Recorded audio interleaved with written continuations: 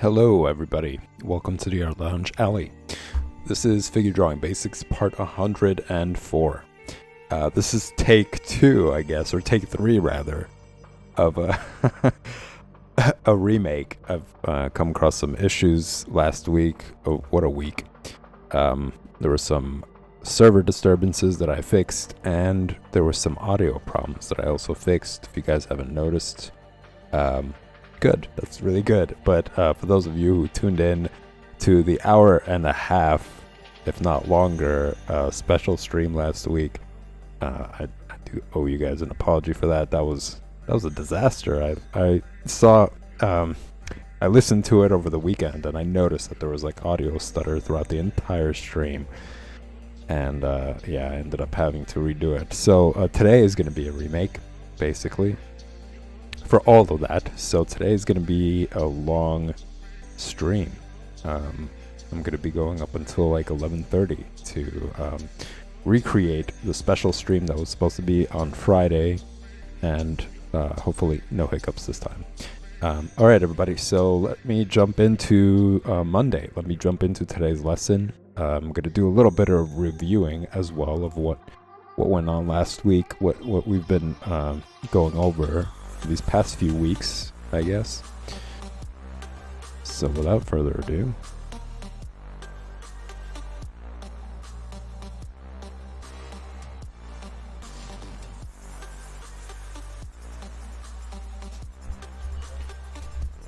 here is the general idea of what we were going over. And it's basically showing you guys the 4-step process. And this is a process that is really good for beginners, for people who are just starting out.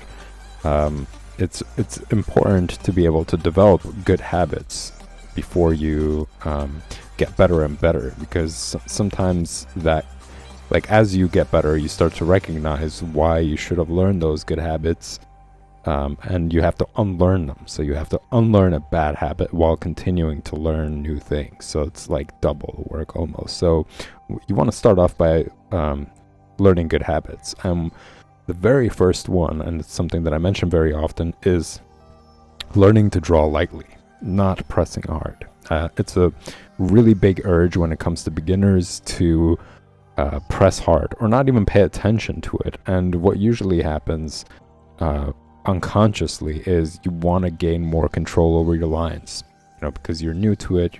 Your hand-eye coordination isn't as developed, your muscle flexibility in your hand isn't as well developed, so you're taking it slow but also pressing down to make sure you have more control over your lines. Drawing loosely has this like uncertainty to it. It's an uncertain sensation. It's a little bit more chaotic, so naturally a lot of people who are beginners, who are just starting out, they tend to press down more to have more control over their motion, their gesture lines, etc. So you want to resist from doing that. Fight that urge. Always keep it in the forefront of your mind and get used to drawing lightly. And eventually, this is a promise, you will absolutely get comfortable drawing lightly, and you'll prefer it. You'll enjoy that experience over pressing down hard. As I mentioned, pressing down hard is just like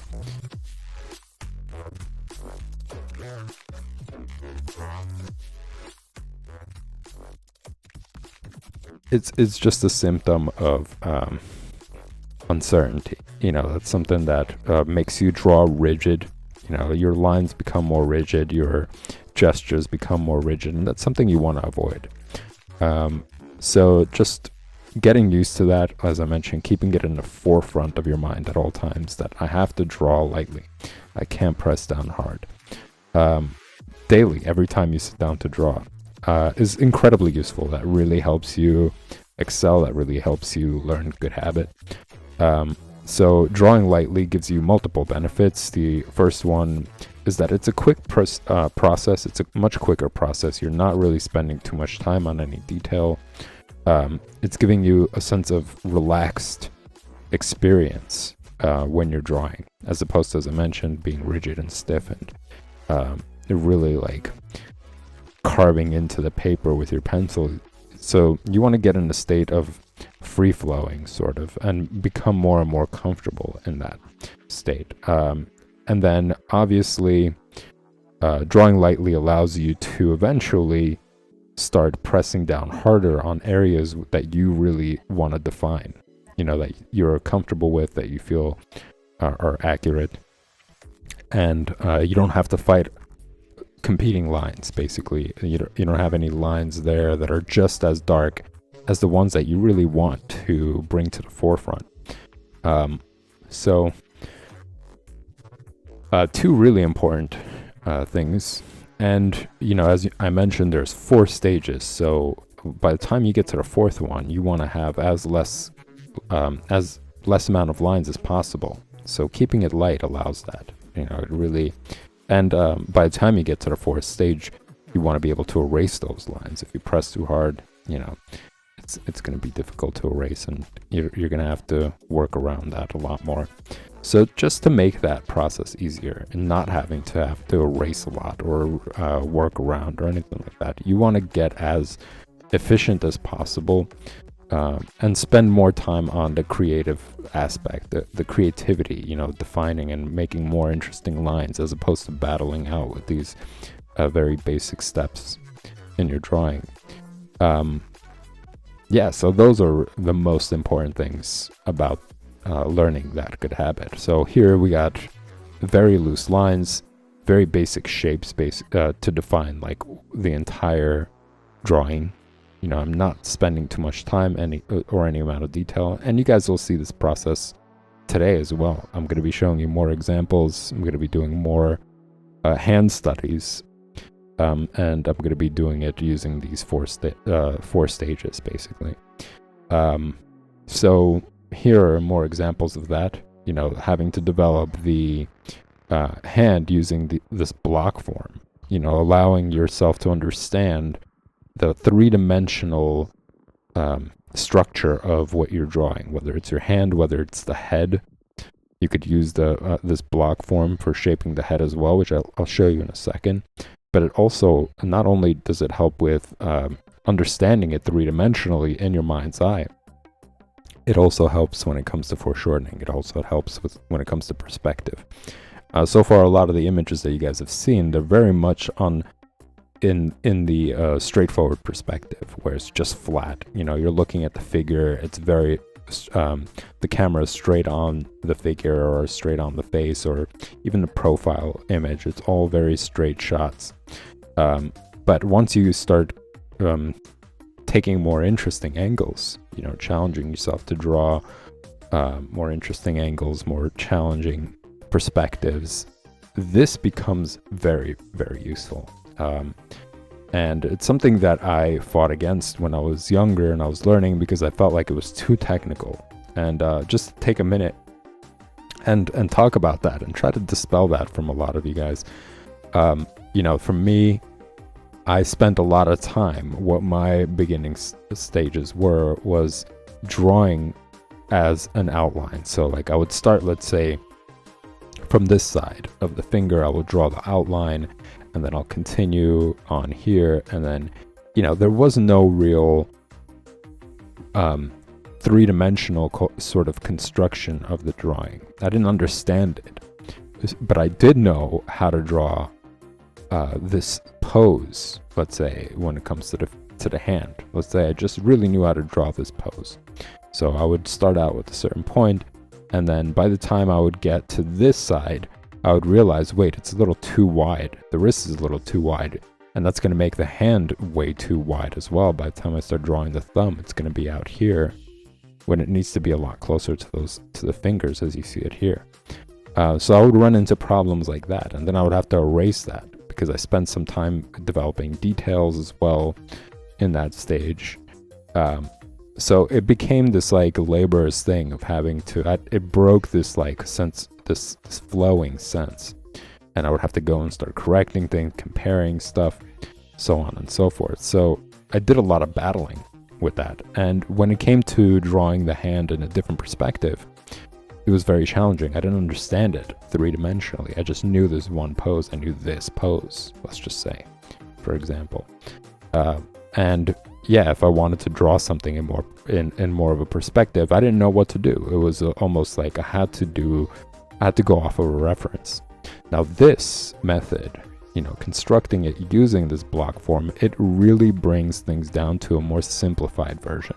Like, take a look at this hand here. There's so many different lines, right? There's like little shadows and places for hair and places for indentation and so on and so forth. It's really complicated, especially if you're new and your hand flexibility isn't there yet. You're not able to make all these various lines. It could be intimidating, it could be frustrating because you're going to get bad results.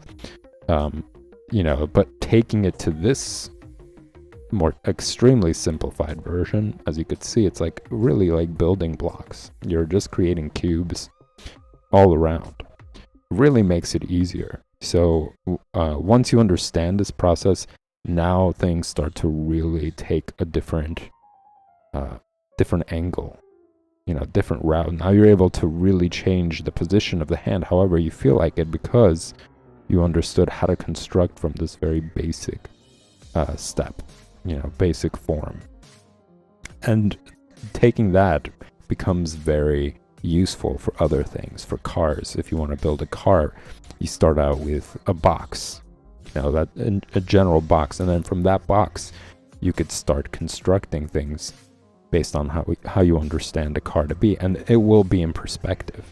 You'll start to understand those lines. That's going to be something that I'm going to do in the future, but for now I'm just sticking to things like hands, the head, etc. And just to show you guys,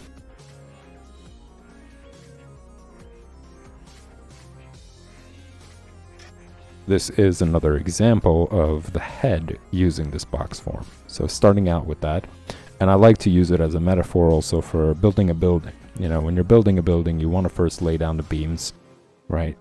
To make sure that the parameters are set, that okay, from here to here, this is how many bricks we're going to need.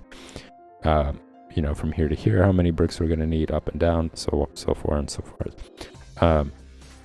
The bricks represent detail on the face, let's just say. So you want to make sure that before you start laying on the bricks, creating all the details, that things are proportionate, that things are perspectively correct. So here we got the front of the face, and then from here we get the side of the face, and that really helps create that perspective correctly. Okay, up to this point, this is where the eyes are going to be, then the brows are going to start curving in, and on this section, moving on to this section is going to be where the ears are going to be.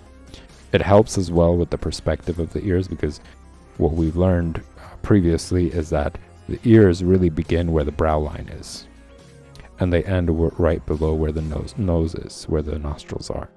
So in perspective, that changes. As you could see, it's a little bit different. But these lines in perspective help maintain that correct anatomy.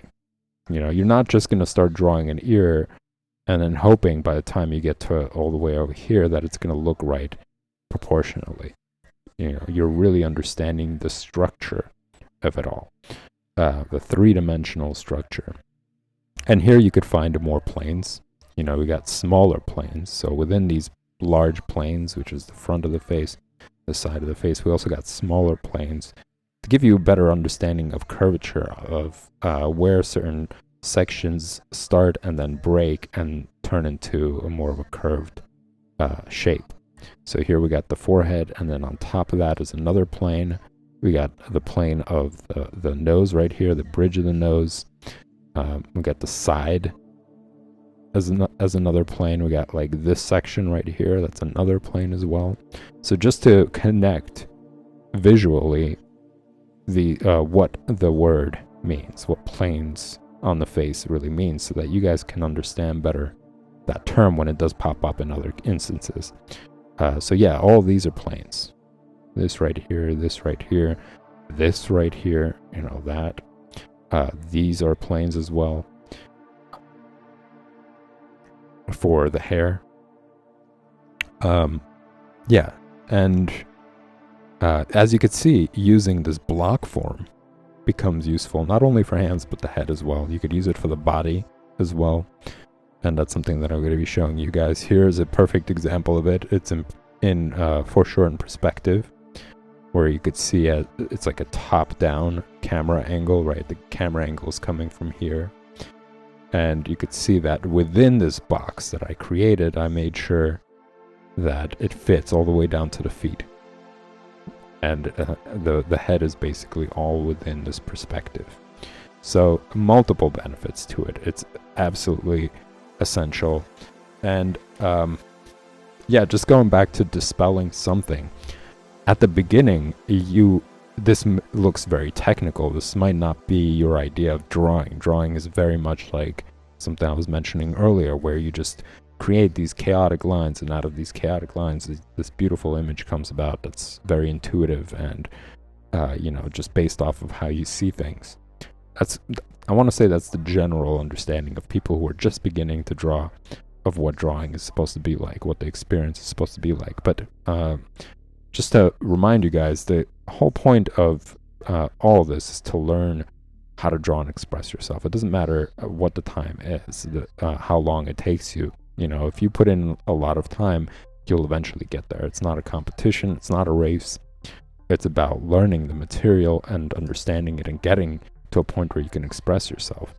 So, as I mentioned, I started out doing this, and then I started to see how it became problematic. That I was fighting the drawing a lot. I was doing these like external drawings and not really understanding the hand in different positions or three-dimensionally to be able to maneuver it in my mind's eye and translate it into paper. That wasn't there. So this block form started to help.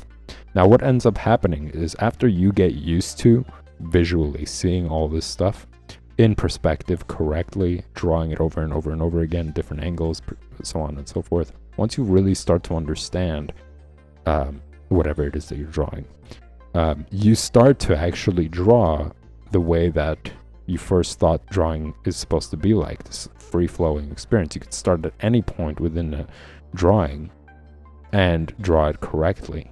You've done it so much, it's just ingrained into your memory. The same way as, for example, tying your shoe. If you tie, like when you first started out learning, you had to really think of it methodically. You had to think, okay, I have to do this, and then that, and then this, and then pull, and then eventually I tie my shoes. And then now, you don't think about it, right? You just do it. It becomes automatic. Same thing with reading. You have to learn the alphabet. You have to think about it. You have to think about the letters and recite them and learn how to write them and remember what they look like. And it was this like step-by-step, very technical approach, words that you had to learn and look up in order to understand and use them correctly. Grammar, all that stuff was very technical. But now you just read, you just write, right? These certain basic words because you have to do them over and over and over again. So the same thing happens with drawing. You first take this technical approach that gives you this foundation, that gives you this general understanding, the structure. And then from there, it becomes this very free-flowing experience where you start at any point of the finger and you're able to draw it proportionately, because in your mind's eye, it's so solid. It's so well grounded and understood and visually understood that it just comes out. You just are able to refer to it much quicker, and this connection between your mind's eye and your hand-eye coordination is much faster. So yeah, don't be disappointed at the beginning. Yes, it's going to be laborious, just like it was for drawing, for reading, for writing. Even if you remember times that you learned to tie your shoe, and then eventually you won't have to do it, and you will really, really enjoy the process. But stick to it, be determined, just the same way as you were with other things, and you will get to that point. But it requires daily practice. So if you could put in an hour, half hour, even every day, you will stay in the flow of drawing constantly. And that's really beneficial. That's really going to speed up your process of learning and understanding all this material. All right, so that's my review for the week, I'm going to say. or for last week rather. And I'm going to continue to basically draw all these other hand drawings.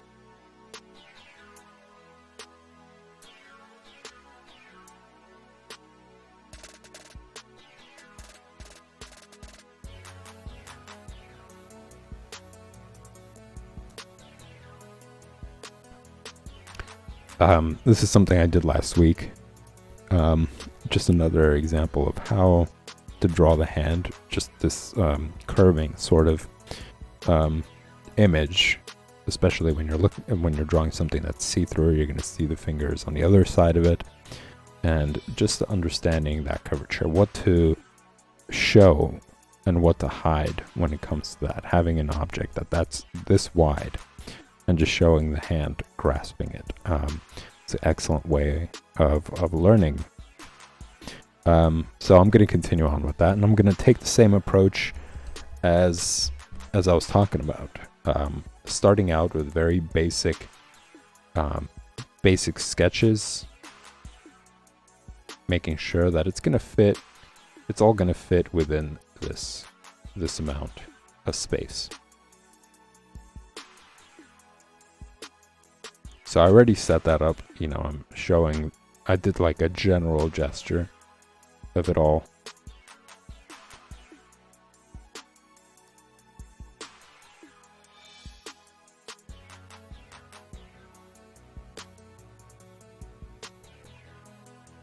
Using big shapes, the ones that really stick out the most. If you're working from a reference, it's the easiest way to go about it.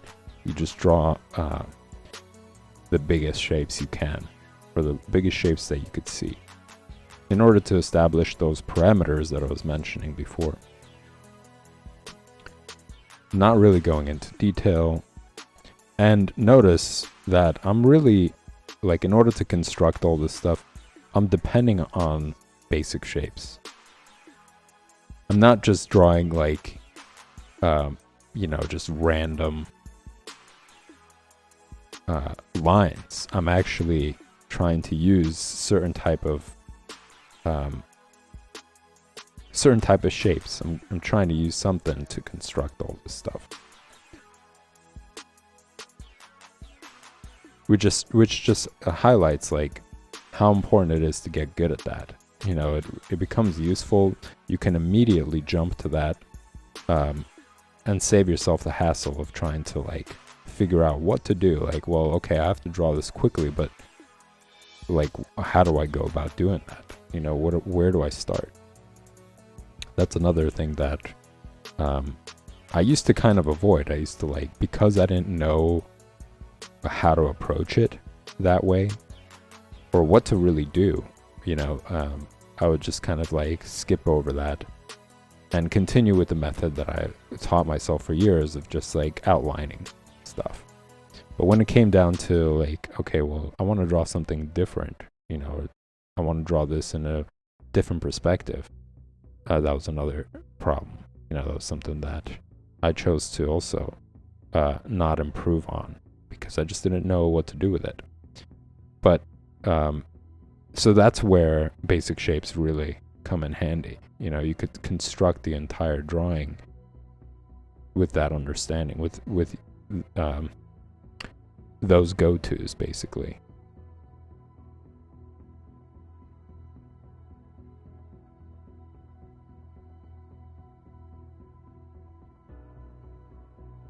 And also remember, this stage where you're sketching things lightly, it's a placeholder. So if you see certain things as you're drawing differently, as you get further and further along in the drawing, it's not too late. You could still shift things around. That's the whole point. That's why I mentioned it's so important to learn to draw lightly, because it gives you room to do that. It gives you an opportunity to adjust things, shift things a little bit more to the left, right, up or down, or whatever.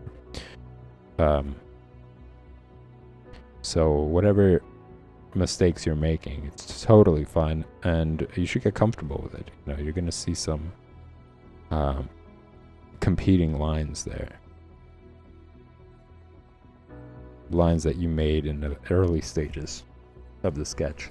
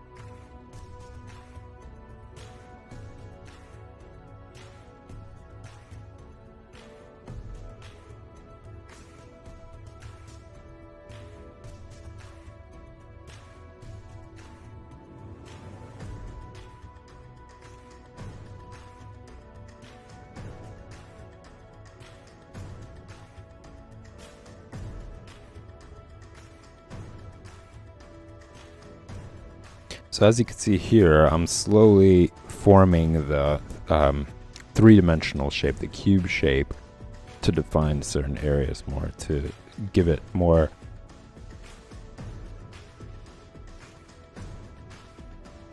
three-dimension.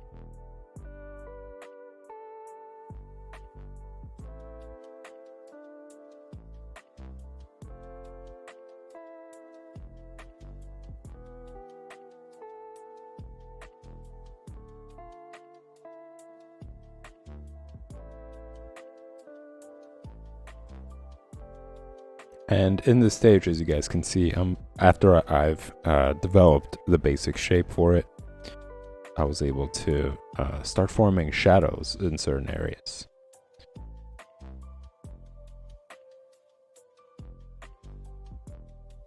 And that's something that's a really easy, fun exercise that you could do in your sketchbook. You could exercise all these things like shading lightly from highlights to shadows. You could practice your basic shapes. You could practice your line work with cross-hatching and getting more confident with your lines, getting more comfortable with creating straight lines. Also shading on basic shapes as well. That really helps get a better understanding for basic shapes and for shading. And then just being able to practice them in all different sorts of perspectives. So when it comes to the cylinder shape, as you could see, it really the human figure is comprised mainly of the cylinder shape. You could see it for the arms, you could see it for the legs, even the torso is just one giant cylinder shape, like a cup shape. The neck as well. So once you start getting better and better and faster at drawing these basic shapes, the faster you're going to get in the process of drawing the human figure or any parts of the human figure as well. So this sketchbook is great for things like if you're, taking public transportation, if you're traveling somewhere, if you're waiting for something, you got an appointment, you're sitting there and waiting. You could just pull it out and do these like mindless sort of exercises that eventually carry over into your day-to-day sketching or day-to-day drawing. You want to get in the habit of drawing all these things lightly as well. And all these really simple exercises allow you to do that. They're fast, they're quick, there isn't much that you have to think about.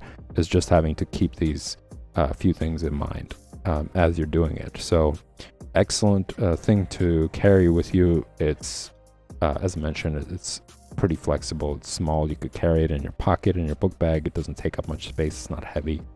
I encourage you guys to get something like this. This is excellent quality paper as well. It's thick, so it could probably withstand some inks as well if you want to carry around ink and practice inking it.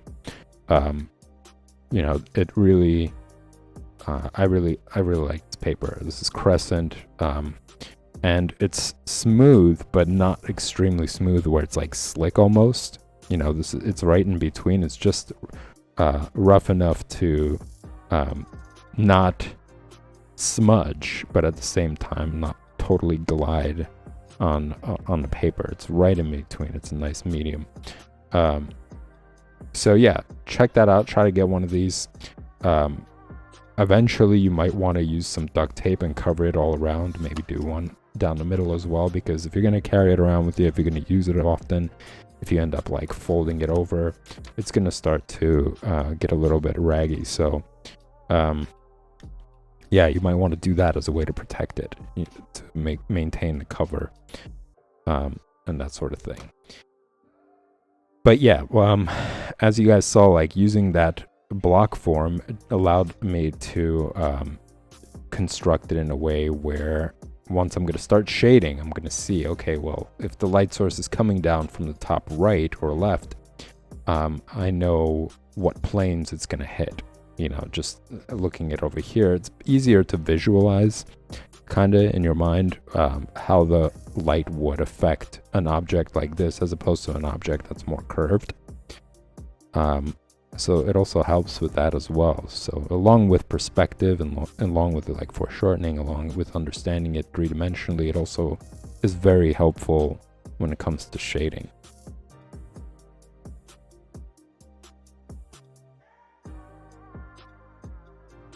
Now, something to remind you guys when it comes to shading, that nothing on the figure is as white as this paper.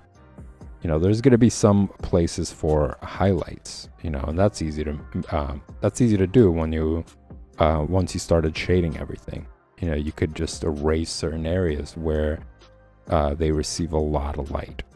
It seems almost as if though it is white. But I think a lot of one of the most common mistakes, the biggest mistakes that people make is having high contrast in their drawing. So they'll render it out. I mean, they'll draw every single mustache hair, eyebrow hair, crevice in the lips. But because there's such high contrast, it flattens the image. There's like this, it's still connected to the paper, since it is super white in those areas. And then there's like really rendered out areas. So it's just this like really contradicting sort of look to the image.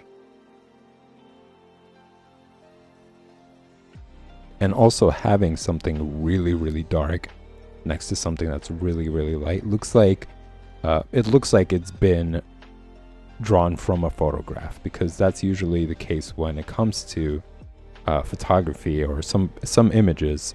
For things like, let's say, flash, if somebody's using flash on the camera and they take a photo of something, that bright light, in order to illuminate it right before it snaps the picture, ends up creating that contrast. Nothing in the natural world really has that extreme contrast. It's only when it comes to, like, let's say being at around a lot of light at night, so you got that contrast. You got the contrast of the night affecting the shape or the figure, and then you got this like artificial light that's really bright, creating this contrasting sort of look.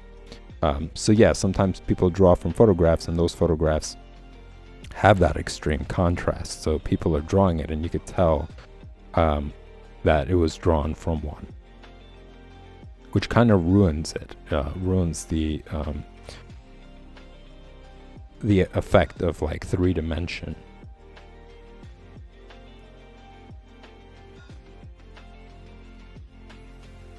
So it's important to pay attention to it and use highlights sparingly. Just use it where it really makes sense.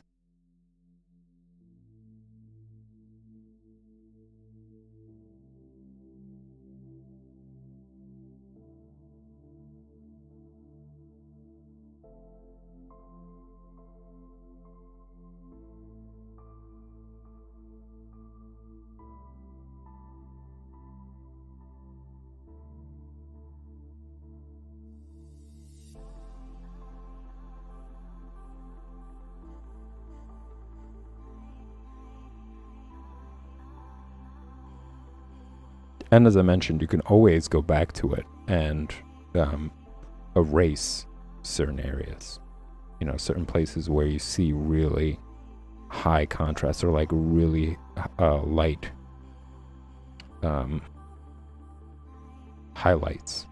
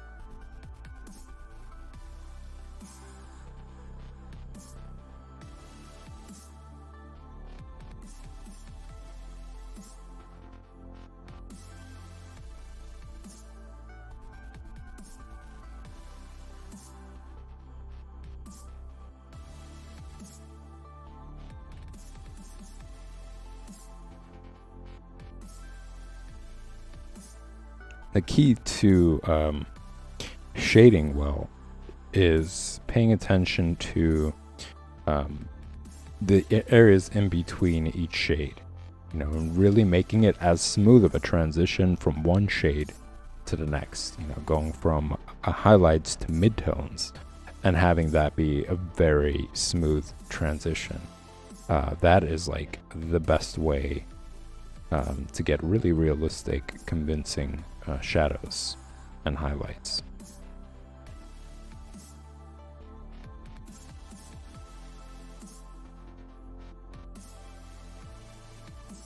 And the best way to go about that is by drawing lightly, because that allows you to control the intensity of shadows. You know, if you go too dark too quick, it's going to be very difficult to go backwards. You know, to start doing more highlights. As I mentioned, like once you start pressing really hard on the paper and then erasing that, it leaves residue there. And having to fight that off becomes another problem. Makes your drawing look a little messy.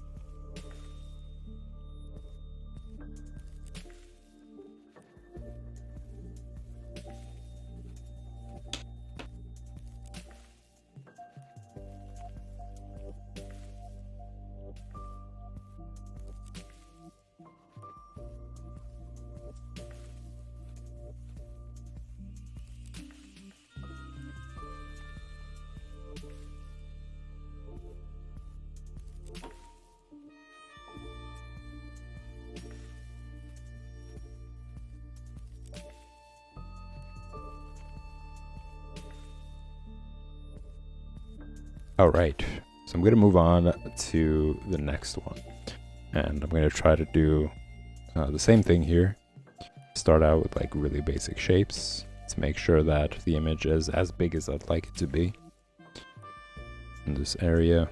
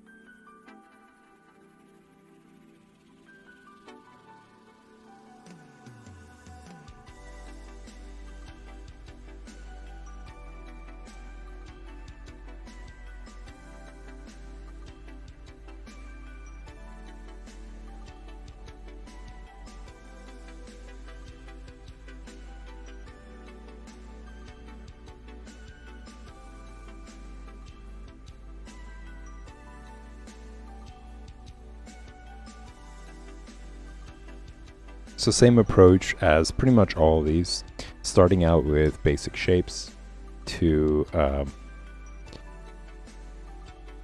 get the general drawing down. And then after that's done, I started to construct it three-dimensionally, having to draw them in block form as they're curving onto the glass. And that becomes a little bit challenging, especially if you're just starting out, to distinguish the lines, from the sketch and the 3D block forms.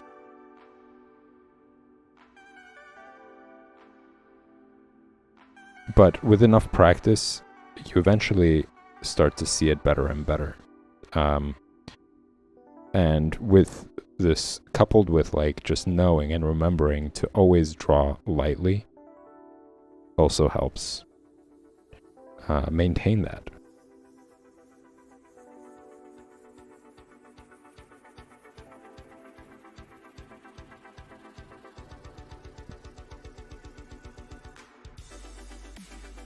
It's also highlighting something really important called drawing through. And literally, you could see that here. Despite this glass being in the way between, this line right here connecting the index finger and the thumb, by drawing it through, it gives me more of an accurate, proportional depiction.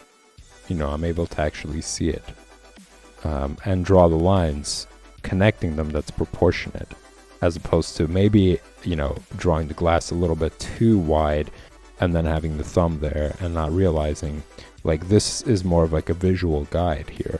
And drawing through is also a visual guide. It allows you to really start to see how things curve onto something or hold on to something, or when certain parts of the features, let's say on the fingers, are kind of obstructing your vision of what's underneath them.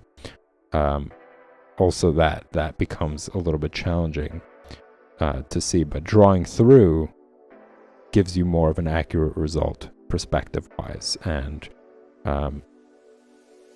proportion is more accurate as well.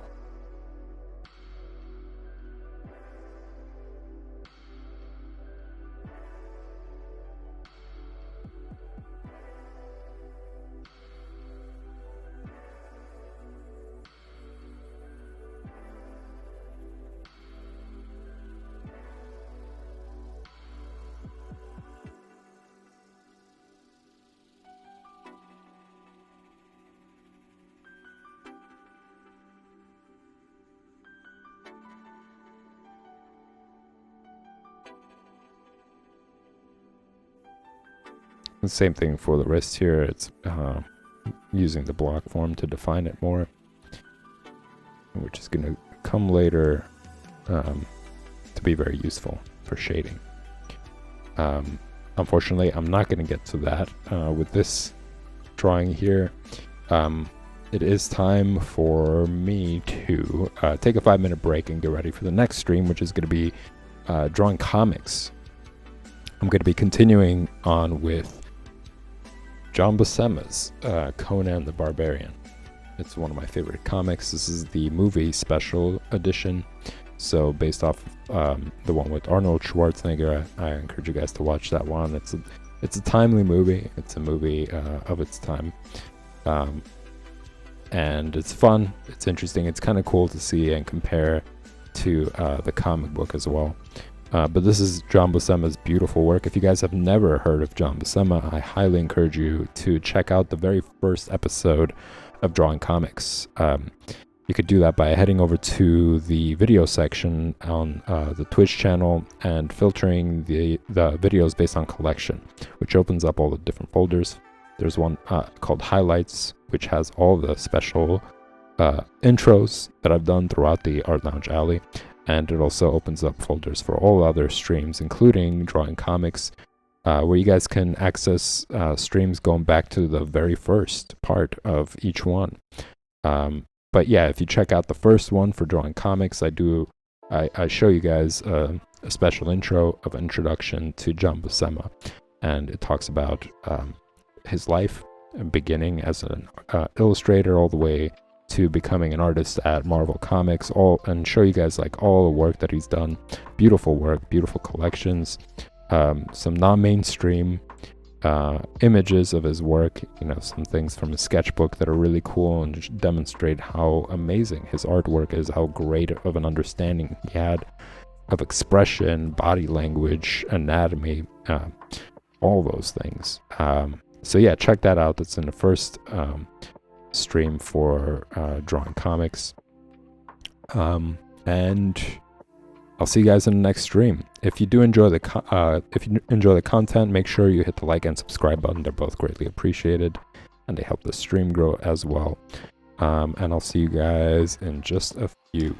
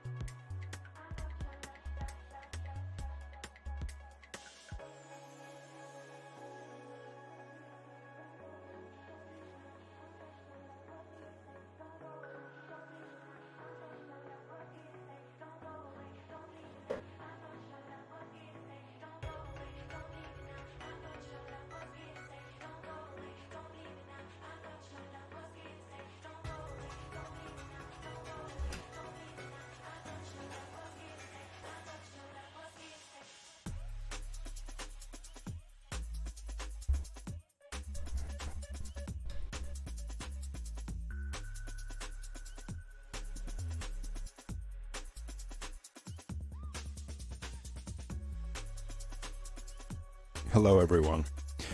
Welcome to the Art Lounge Alley. This is not figure drawing basics. This is drawing comics, part 42. I'm your host, and I'm going to be continuing on with Conan the Barbarian. This is where I left off last week.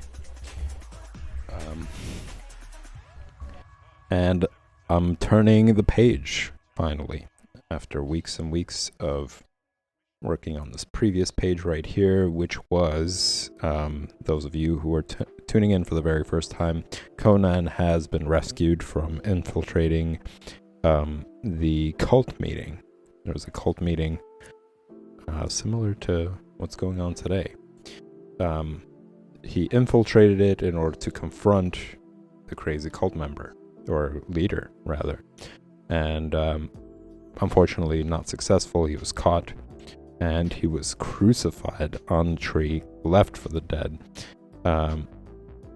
And eventually he saw his friend from a distance. This is one of my favorite panels, actually, or pages, rather, just to see how well he's able to tell the story. John Buscema is able to tell the story.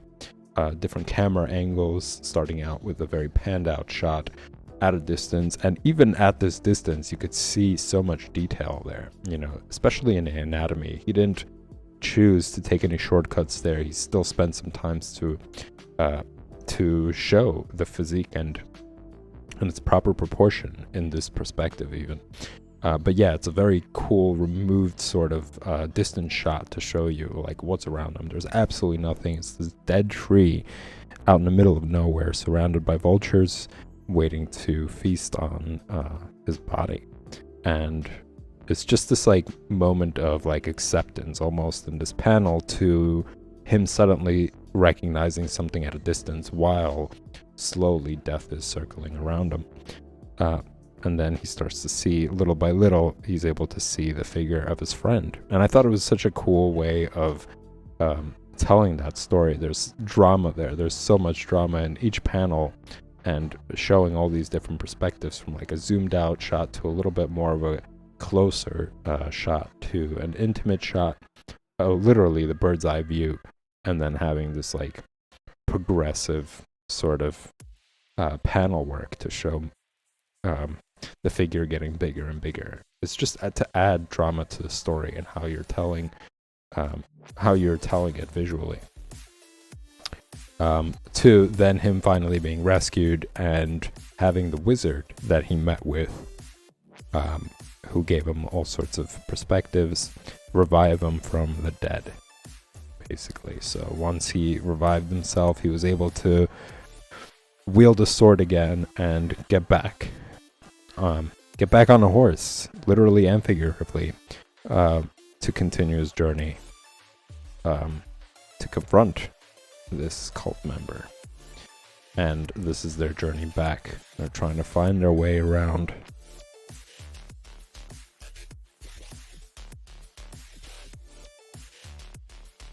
So I'm going to continue on with that today.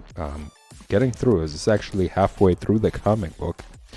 There's still some pages that this page I'm probably not going to be drawing again, because it is something that I drew in this old comic, in this old sketchbook of mine, and you could see that here. In fact, this panel is here. So yeah, you could see that some of these panels have already been done. So I'm going to be skipping through those. Are those the only ones that were ahead? No, I did this one as well. Where is it? Here somewhere. There you go. So yeah, these panels are all here. Unfortunately, actually, I do see a reason why I should redraw it, but I'm gonna move on. I kind of cut them out of the panel here. Here as well, this is pretty fun. I actually missed a head because of the limitation, the paper limitation. I also did, I guess, some panels from the next page.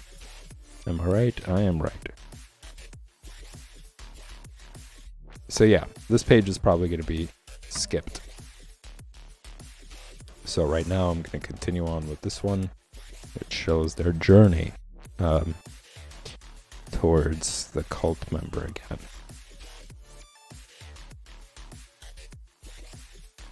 Now, some of you might ask, like, why not just do your own work on here?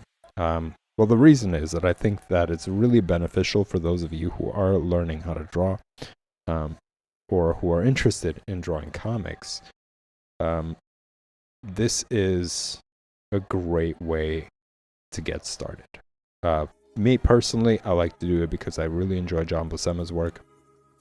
For me, this is kind of like reading. You know, when you pick up a book, you read about the characters that are being described, the scenes that are being described, and you visualize them, and you kind of get into it as if though you are part of the story, right? You feel as if though you're there with them. So for me, drawing comics is kind of like reading, but done through the pencil. You know, I'm getting involved in the scenes, I'm recreating the scenes, I'm creating the characters again. I'm actually making the same lines as the artist is. So you're putting yourself in the shoes of the artist the same way as you do when you are reading their book, right? If they wrote something, you are like the writer, basically. You're in the mind of the writer for that time being. So for me, this is kind of that similar experience, but it's done through drawing. And I really enjoy it. There's a lot to learn from him as well. You know, there's all these different things to pick up on, like face expressions, anatomy, perspective, backgrounds, you know, having to draw out all these backgrounds, shading, you know, all these things. They're all there in a comic book for you. And I think it's a great tool for keeping yourself motivated to draw.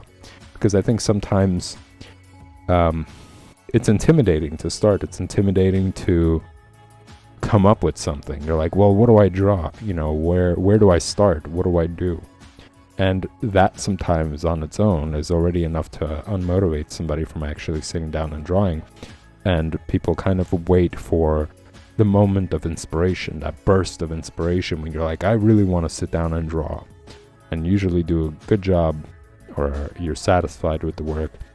But this kind of,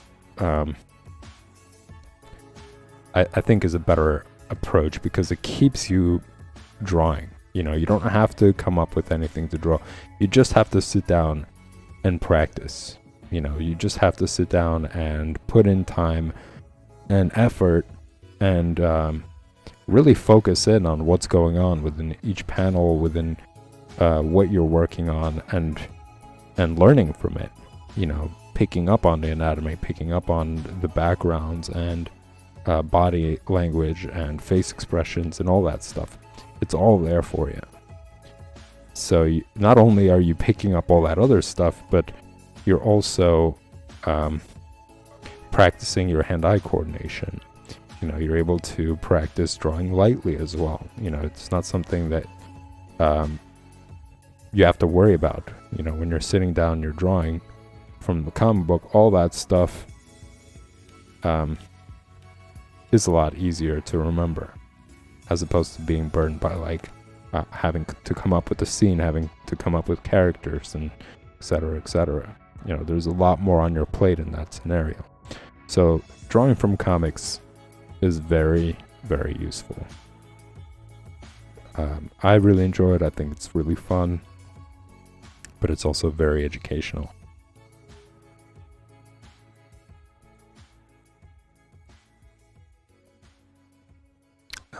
So right now I'm kind of taking it the same approach as I had before in my other drawing stream. I'm just sketching things out.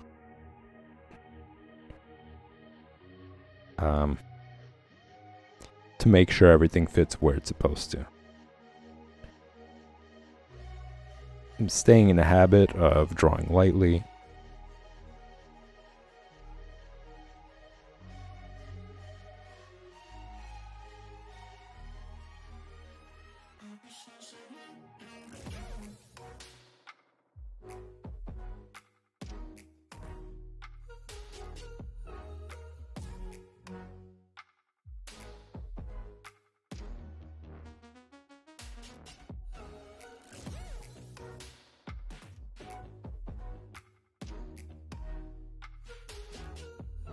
I'm using basic shapes.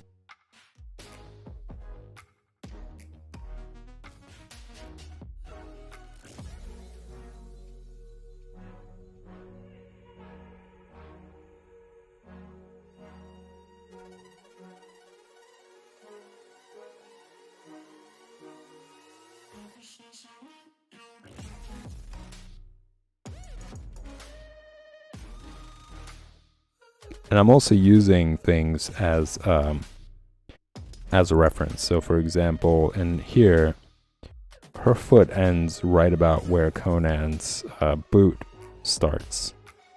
So that's a really good form of reference. And just using that sort of relationship between objects helps construct things according to where they're supposed to be in the reference itself as well.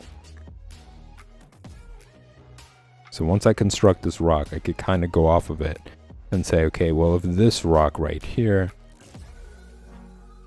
is here, then the next one should be here, and it should end touching the panel, or touching the frame rather, as you see it here.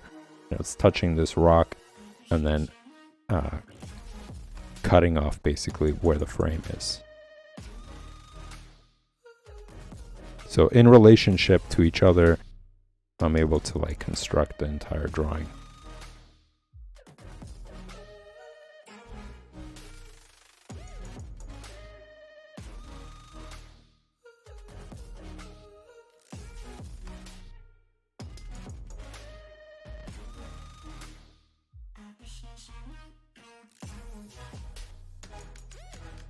I'm also keeping a distance from the tip of the pencil, which allows me to really view everything that's going on, view where I'm placing my lines in relationship to everything else.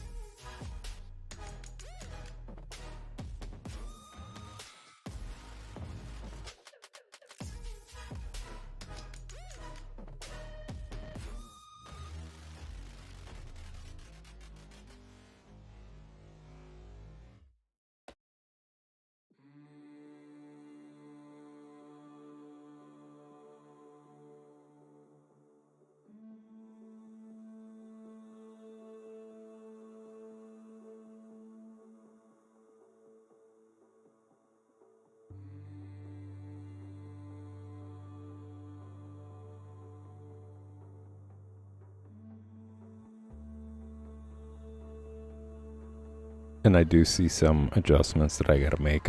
I'm noticing how certain things are a little bit too big in comparison to other parts of the drawing.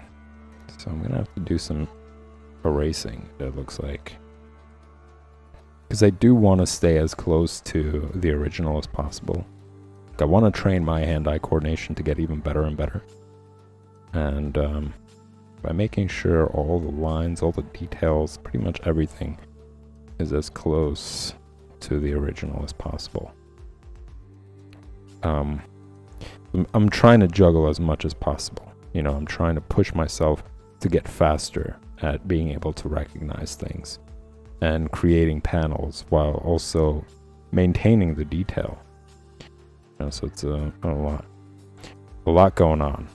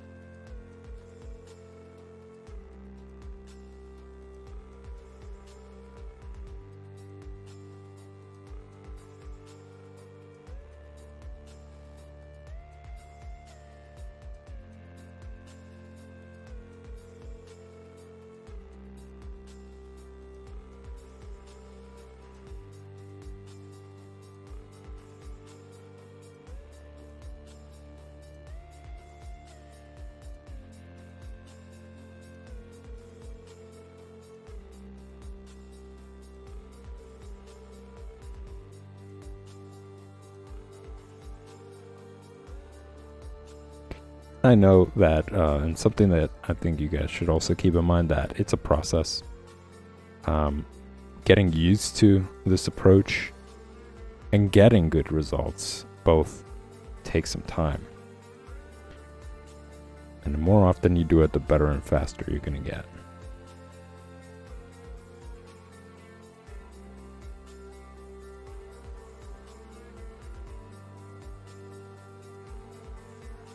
And something that that video that I was talking about at the beginning of the stream that talks about John Buscema, that short film that I created, mentions that John Buscema was always drawing.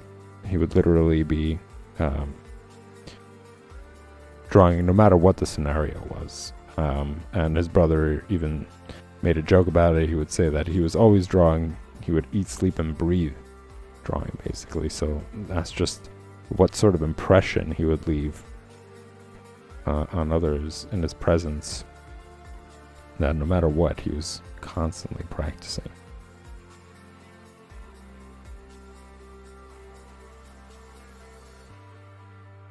And as you guys could see, it paid off.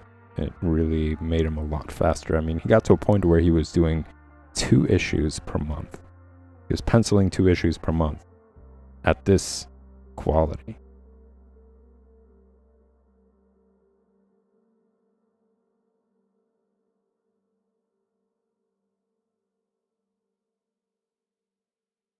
And that has a lot to do with the fact that he was just so used to always drawing.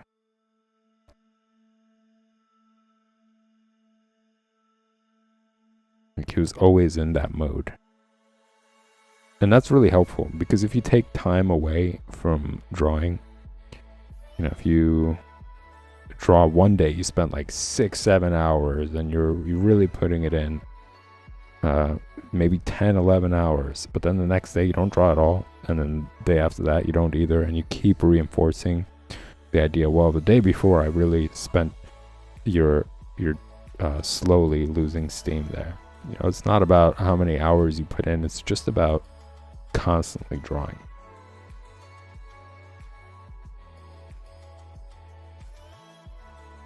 How many hours you put in, it just helps you track your progress, but your desire to draw and your determination to draw should always be present, because sometimes the desire to draw isn't there up until the point where you start drawing, you know. So if you want to get really good, you just sometimes have to push past that. Like, don't think about how motivated you feel at the moment or wait for that moment of inspiration. Just draw. You know, something that I've learned is to not even think about it. You know, how do I feel about it? Do I feel inspired? Do I, you know, do I want to draw or whatever? Don't even get into that mode. You know, don't even give that an opportunity. The best way to go about it is to just sit and do it. You know, there's certain things that we have to do throughout the day. We have to get up and brush our teeth, right? We got to shower. Got to do all those things. We got to eat. And we don't think about that. We're not like, well, do I feel like eating today? You know, do I feel like drinking water? No, you just do it. So the same thing comes to drawing. You don't question it. You just do it. And that kind of helps getting over that, like, motivational factor, because once you do, and if you really truly do enjoy drawing, once you sit down and you start doing it, you'll ask yourself, why didn't I do it sooner? That's how I feel about it. There are times where the motivation doesn't kick in, you know, but because I've conditioned myself to just sit and do it, the moment I get there, I'm like, yeah, this is great. I'm having such a blast.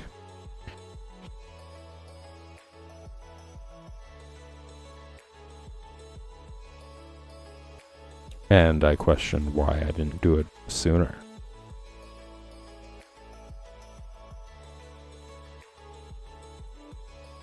And as I'm rambling, I'm putting in more detail when I shouldn't be. I should still be sketching out these other figures. But since he's more defined, it's a little bit easier to construct the other figures. As I mentioned, I like to take the approach of like, well, how far away is it in comparison to this figure that I've drawn? So I'm going to construct her in relationship to him. There are certain features that are touching. You know, her arm is touching his bicep, basically. It's kind of cutting off at that point.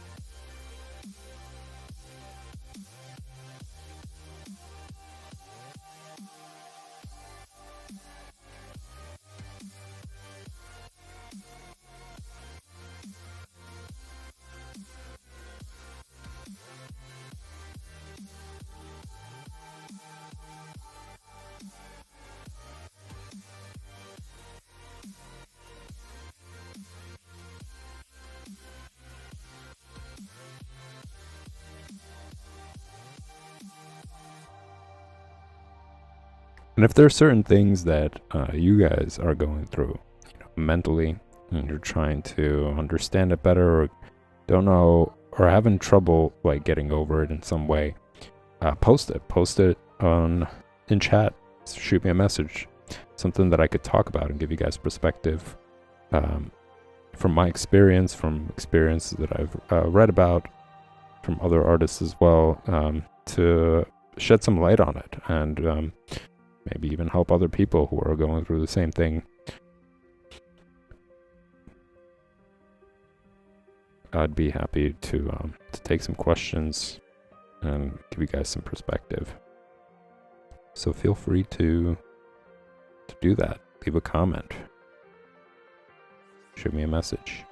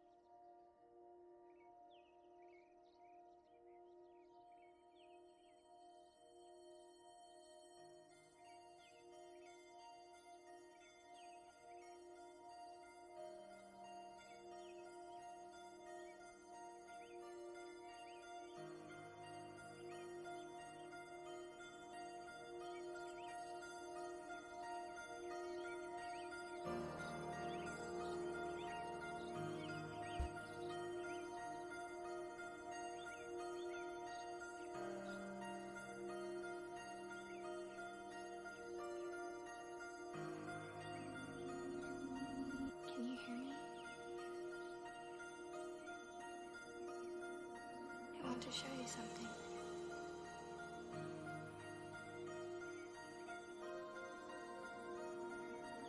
Look above you. That light. Can you see it?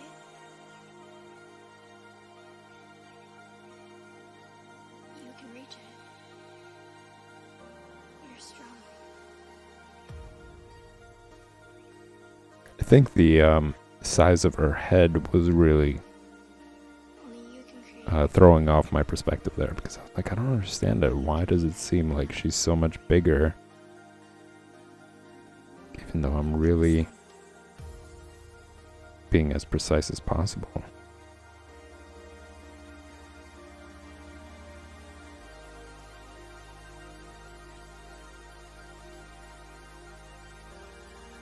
And like the rest of the drawing, I was trying to draw according to the size of the head.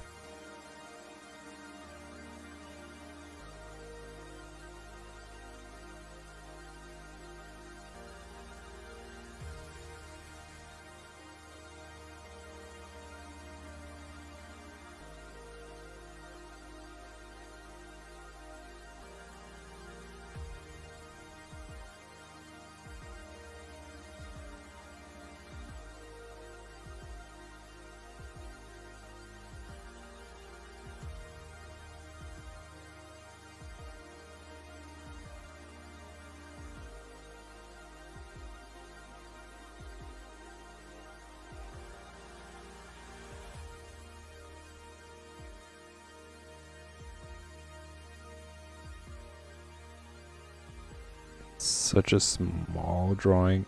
I mean, I think this, even this, I don't think is as big as I would draw it, let's say using comic book paper, which is what he was doing it on. So I think room for detail was much bigger than what I'm working with right here. You know, it's a small paper.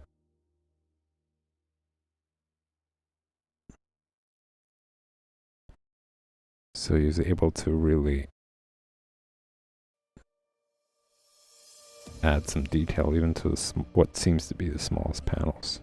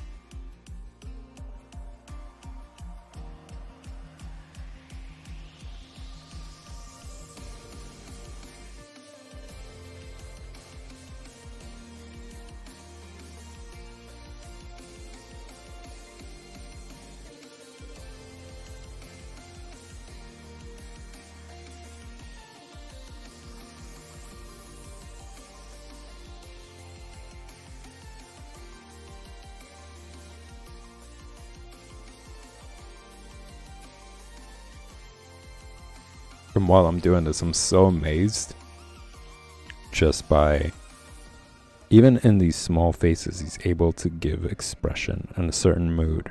Like just little tiny dots and lines give these figures a certain attitude.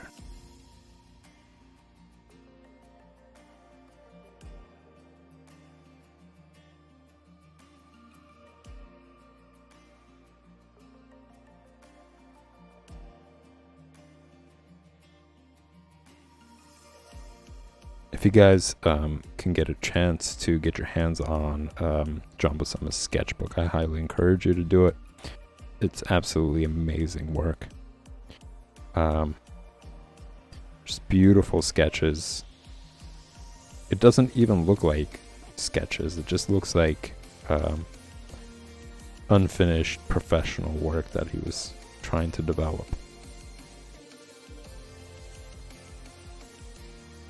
It's kind of what I wake up to in the morning these days.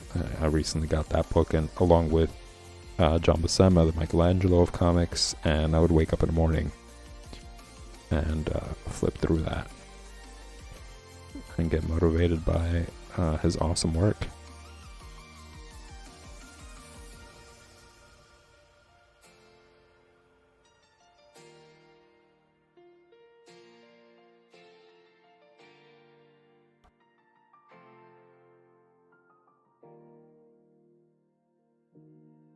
And we're gonna just work more on those lines on the face off stream, because right now I do have to keep a distance from these panels. So once I start getting too close, you guys are gonna start seeing my head obstructing the paper. So I'm trying to avoid that while still catching as much little detail as possible.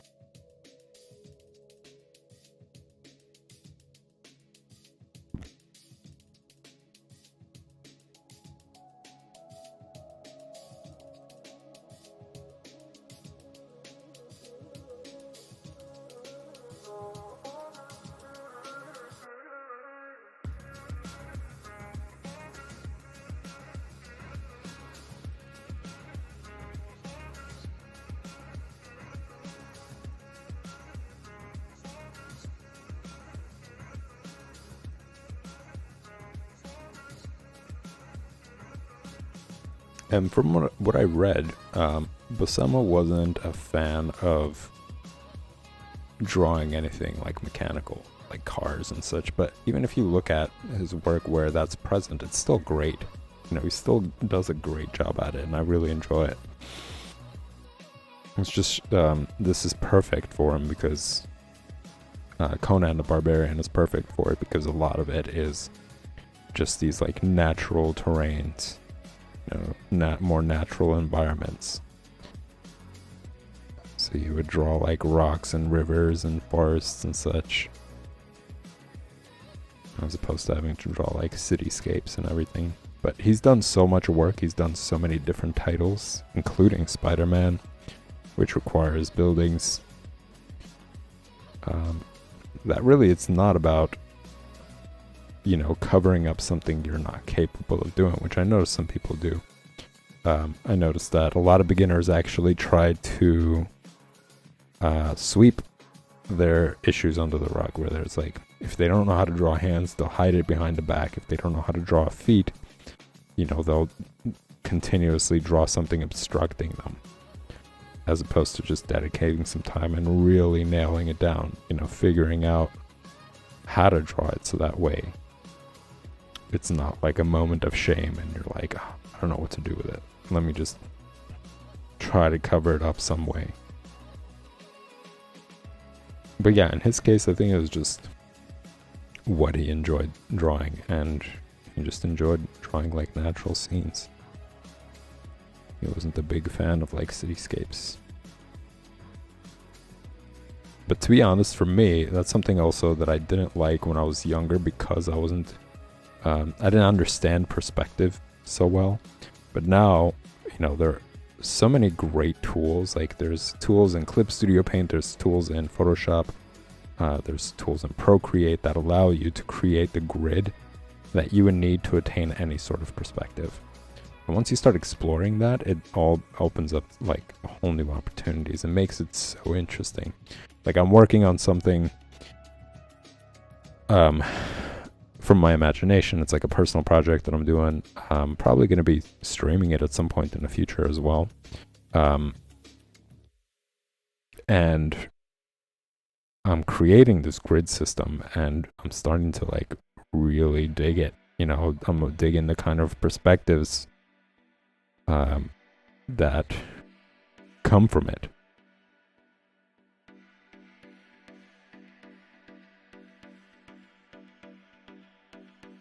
And there is a certain sense of comfort there as well. You know, once you start understanding how to shape things according to that grid system, it just seeing these like really good, accurate results, it's very, very appealing. So I'm kind of having a blast with it. And I can't wait to develop more of it. It's a pretty cool perspective. It's a pretty cool camera shot. So I can't wait to share it with you guys. Speaking of which, for those of you who can, stick around after for a special intro. I'm continuing, I'm going to be redoing, basically, Gil Elfgren Part 5. For those of you who've missed it, last week was a bit of a disaster with streaming.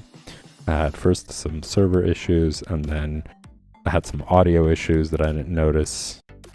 I was doing some tinkering, and I deleted some files that I shouldn't have. But now, you know, because of that, I actually learned more about OBS and how to use it. So I'm kind of glad it happened, but I need to redo Gil Elfgren. It's one of my favorite special intros.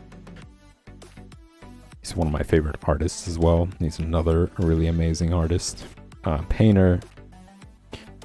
And it's a fun stream. It's just talking about history, illustration history, talking about his motivations, like when he was younger, who inspired him to keep going and to draw and get better.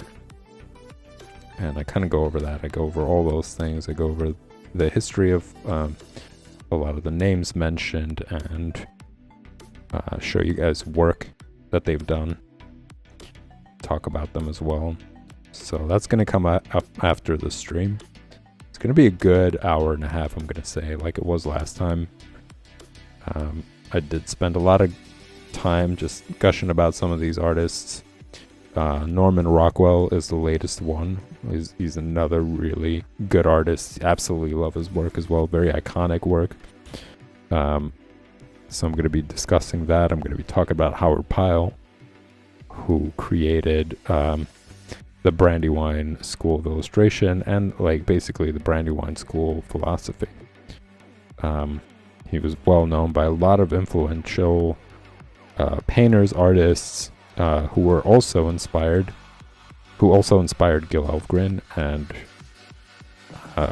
who were also a big fan of Brandywine School philosophy.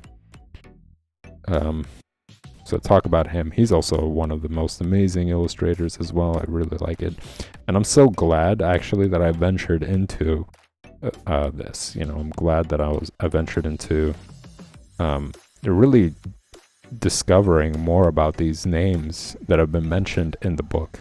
It allowed me to find some amazing work, some beautiful stuff, and get to know these iconic artists. You know, they play such an important role in illustration history and influencing a lot of great artists as well. And I'm just finding out through this route, like all these other artists that I really like are connected as well. Like Alex Raymond. Alex Raymond was the creator of Flash Gordon, who's another artist that inspired John Buscema.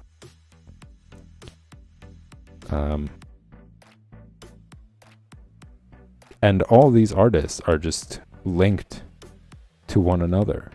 You know, I just find that interesting, that Gil Elfgren, who I didn't think had any sort of connection, you know, it's like 3 degrees of separation almost. You know, there were these artists that he was inspired by, and those artists were inspired by Howard Pyle or Norman Rockwell or Gil Elfgren. You know, like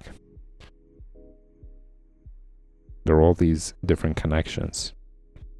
Like George Lucas was inspired by Alex Raymond and Flash Gordon. Like his movies have a lot of influence from that as well. And I had no idea about that. John Buscema was also inspired by Alex Raymond, as I mentioned.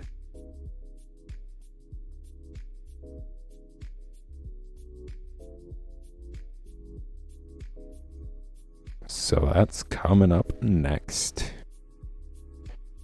Just very soon.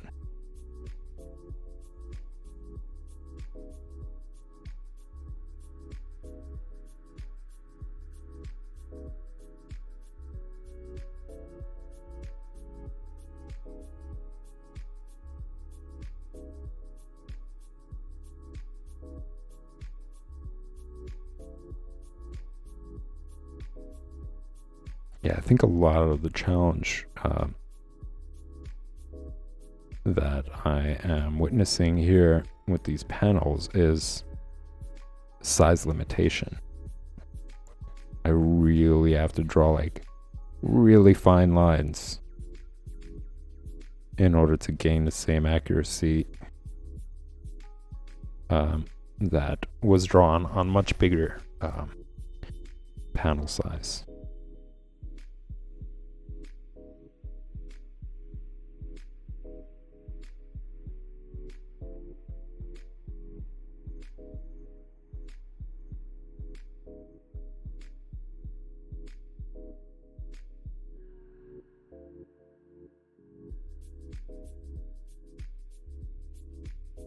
If you guys are hearing some stuff in the background, I'm rewatching Game of Thrones. Just kind of have like having something in the background while I'm doing all this stuff. I've really played I played out Doom Patrol. Like I just stopped playing it in the background just in time before it became too much. You know, like really playing it out to the point where I can't watch it anymore. It's such a good show. I had so much fun just rewatching it. Or even just having it in the background. There's so many funny scenes. And the humor is great there. As I mentioned, like the story is excellent. Like the philosophical concepts are great. I really like them as well. It's a great show.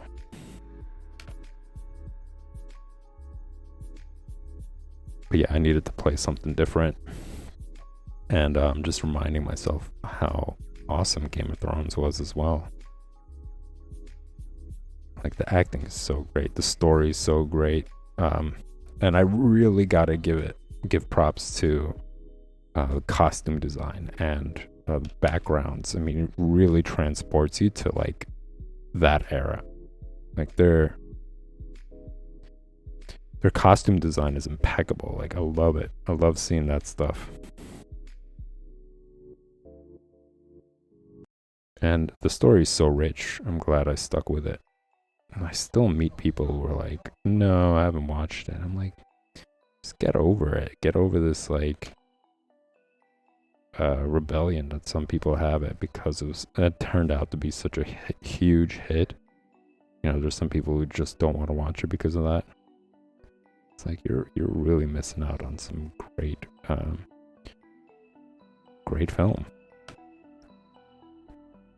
Great story.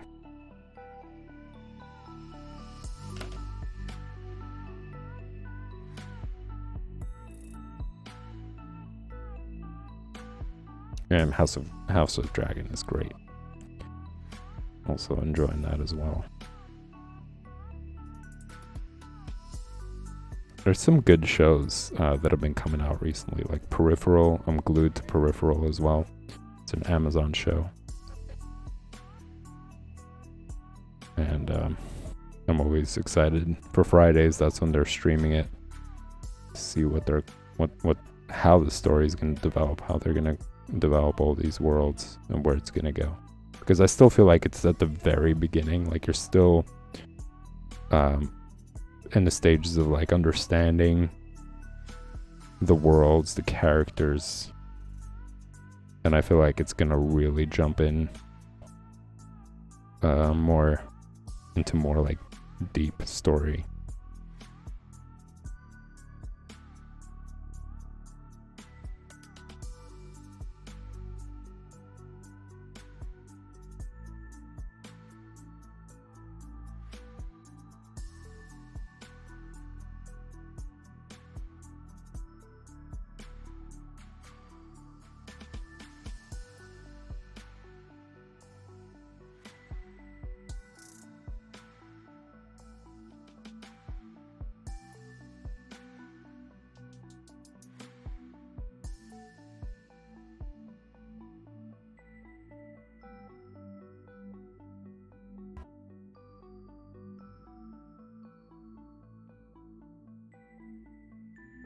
still some more work to do. I'm gonna probably do more off stream, correct some things, really analyze why certain things don't look the way I want them to look, make some corrections here and there, but I do have to take a little break because I am going to come back. For those of you who can stick around, I'm going to come back for the special stream. This is going to be a redo of Gil Elfgren, as I mentioned, and that's going to be a long stream. It's probably going to be another hour and a half. So I'm going to take a little break, and I'm going to come back for that. So make sure you stick around. If not, you can always check back tomorrow. I'm going to make this available overnight, and you guys can see what's going on. All right, everybody, thanks for tuning in. If you do enjoy this content, make sure to remember to hit the like and subscribe button. They're both greatly appreciated, and I'll see you in just a few.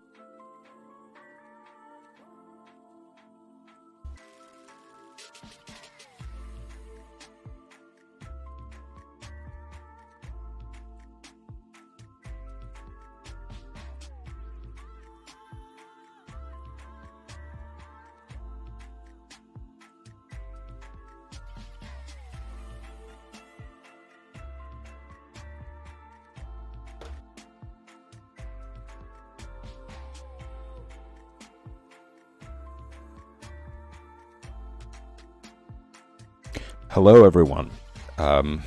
This is the Art Lounge Alley, and Project Part 71. This is a remake of the special stream, Gil Elfgren Part 5.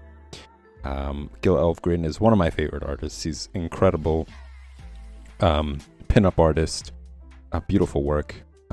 So I've been creating some stuff, these special streams talking about him, talking about his influencers, talking about history, the illustration history, and just really diving into the illustration world.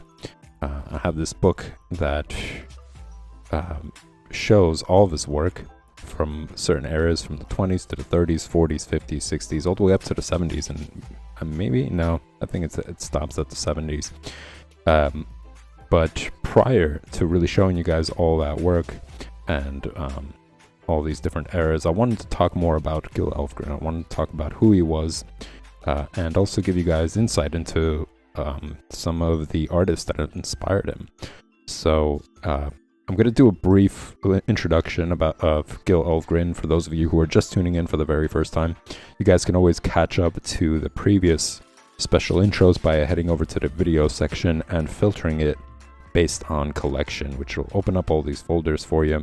You can either go to the highlights folder and check out all the previous Gil Elfgren intros, or you can go to the project stream, which has them there as well.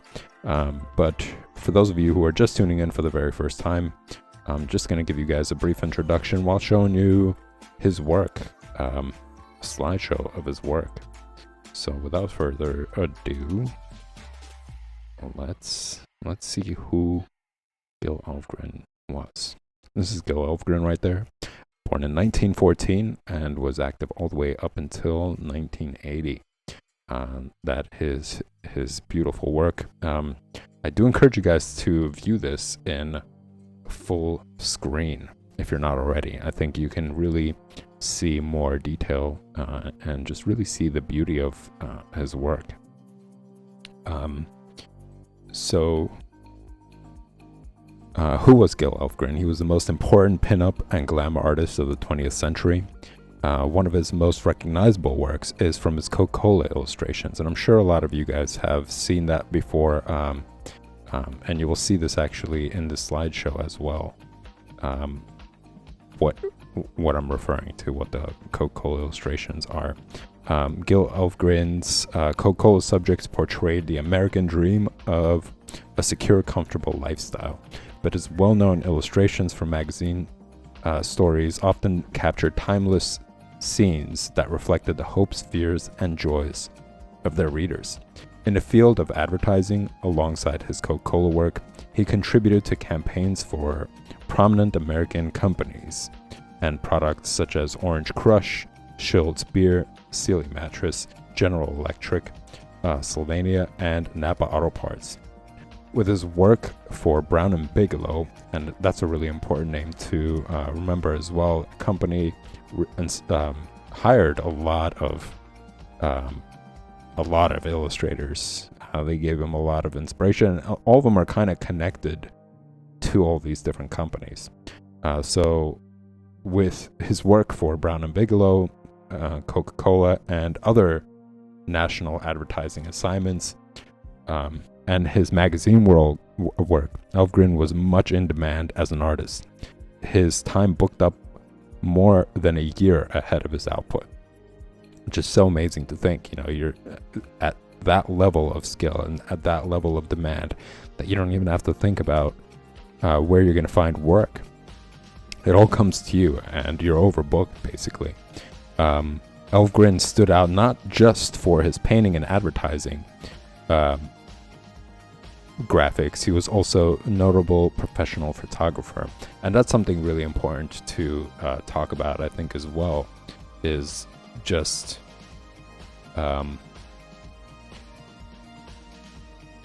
how it's not just coming from his imagination. Sometimes people think about these artists and they're like, oh, well, they're really talented, they're really skilled, they're able to just come up with this stuff out of nowhere, and if I'm not doing that, then it's not really worth it. And this is just kind of there to dispel it. I mean, he did work off of photography, and it is something that you guys are going to see through these slide images, that he worked off of photographs, but he kind of played around with the photos. He didn't really draw them exactly or paint them exactly as they were. He would just, well, let me just show you instead.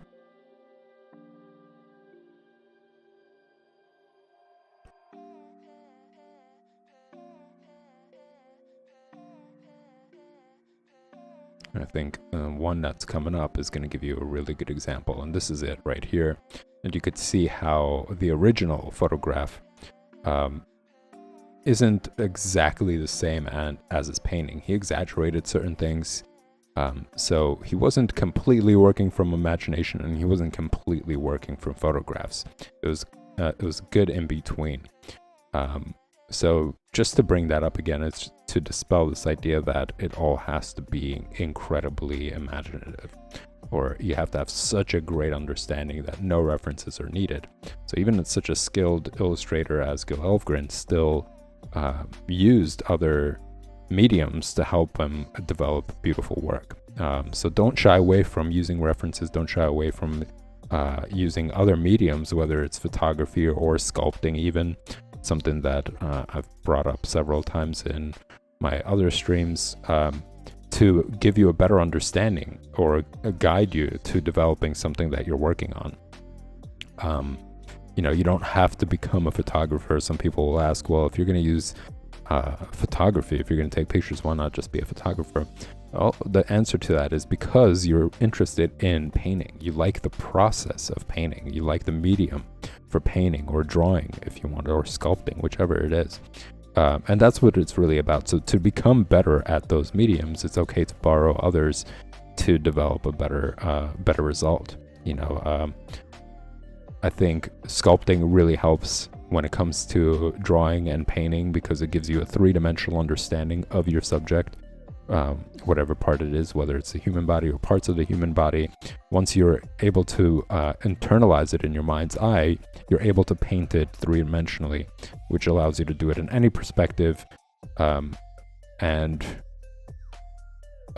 don't have to depend as much as you could see even in this photo, that he didn't depend as much on the reference. Like if you look at her hair, it's more lush, there's more volume to it. He exaggerated that a bit, as well as chest, her smile, her cheeks, her eyebrows. He changed those things slightly, even the gestures of her arm, what that looks like, to just give a little bit more vibrance, more flair to the painting itself. So if you take a look at the heels, for example, as well, like they're really pointy, and that kind of highlights his composition as well, what kind of emotion or feeling he wants to invoke from the viewers. There's this very suggestive element about a lot of his paintings, as you guys have seen.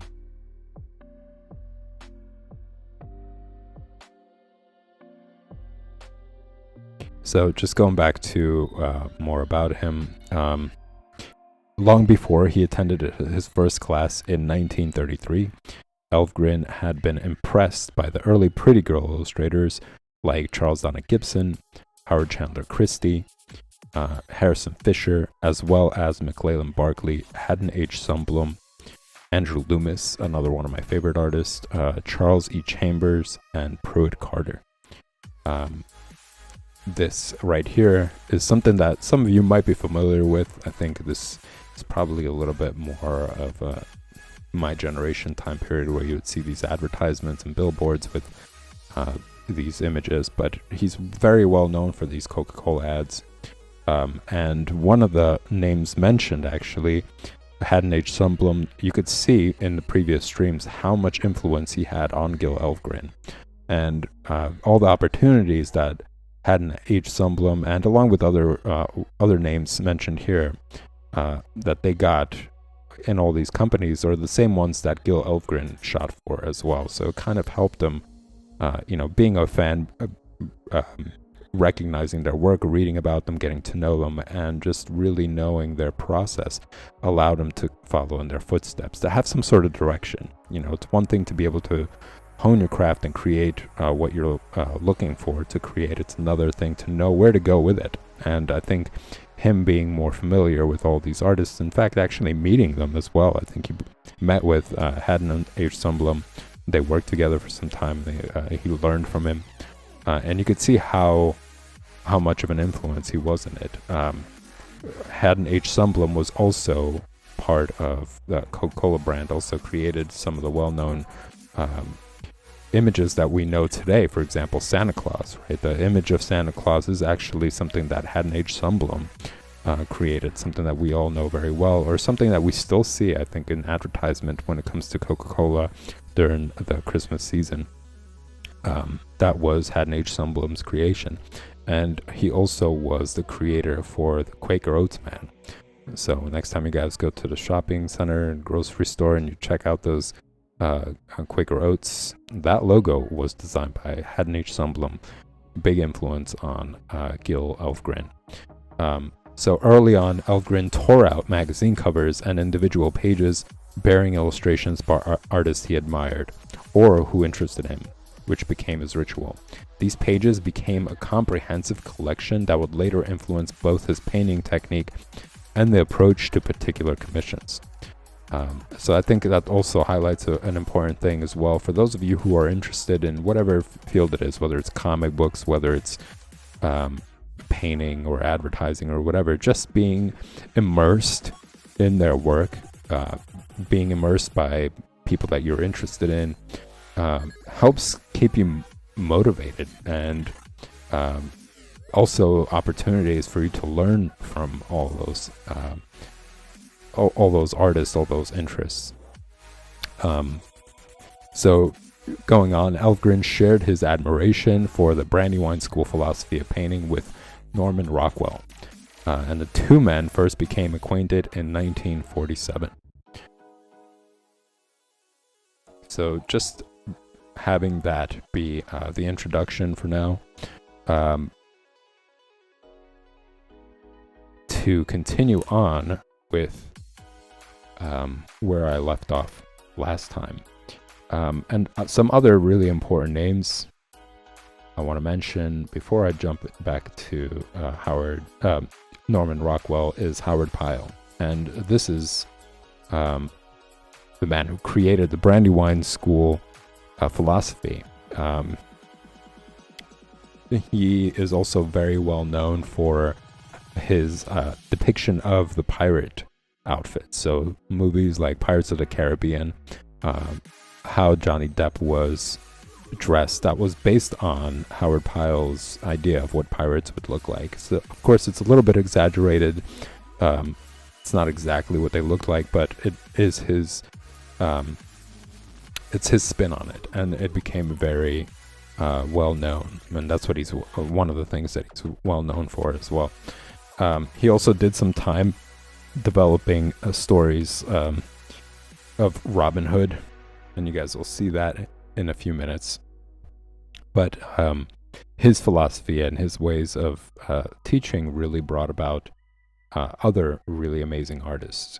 So this is right here what you're seeing. These are illustrations from Robin Hood.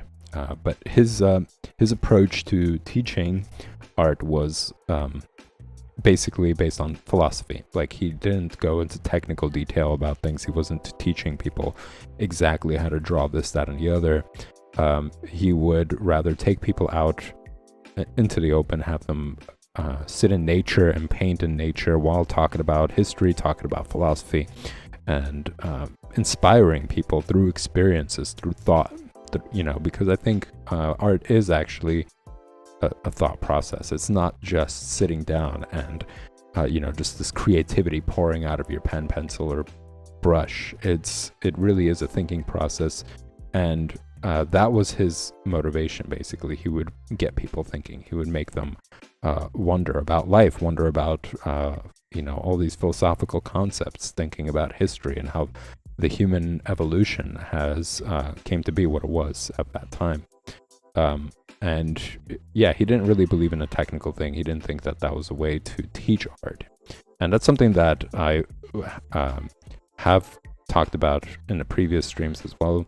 Once you guys check out the previous Gil Elvgren parts, you can get a little bit better idea of Howard Pyle and some of the artists as well. But as I go through these influential artists, I will be talking about Howard Pyle's concepts and philosophies as well. But it's just important to note how he played an important role through all these artists, all the artists that influenced Gil Elvgren, and Gil Elvgren himself.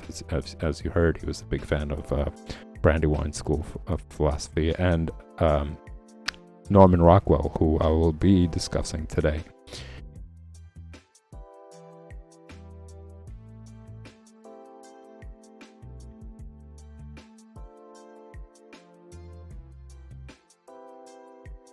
So this is Norman Rockwell, 1894 to 1978. And to give you guys a better idea of his work, or rather his history, just giving you guys a quick demonstration of some of his work as well, while talking about his life experience as an illustrator and in general as an artist. So Norman Rockwell was a painter and illustrator. Rockwell is most famous for the cover illustrations of everyday life he created for the Saturday Evening Post magazine over nearly 5 decades. Among the best known for Rockwell's work are the Willie Gillis series, which you're seeing right now, Rosie the Riveteer, The Problems We All Live With, which is a great painting. That's Rosie the Riveteer right there. And that is The Problems We All Live With, the painting that you're looking at right now. The Saying Grace is another one, and the Four Freedoms series. And these are all paintings that you guys are going to see today. He's also noted for his 64-year relationship with the Boy Scouts of America, during which he produced covers for their publications. Rockwell was a prolific artist, producing more than 4,000 original works in his lifetime. 4,000, that's a lot, considering that painting is such a laborious task.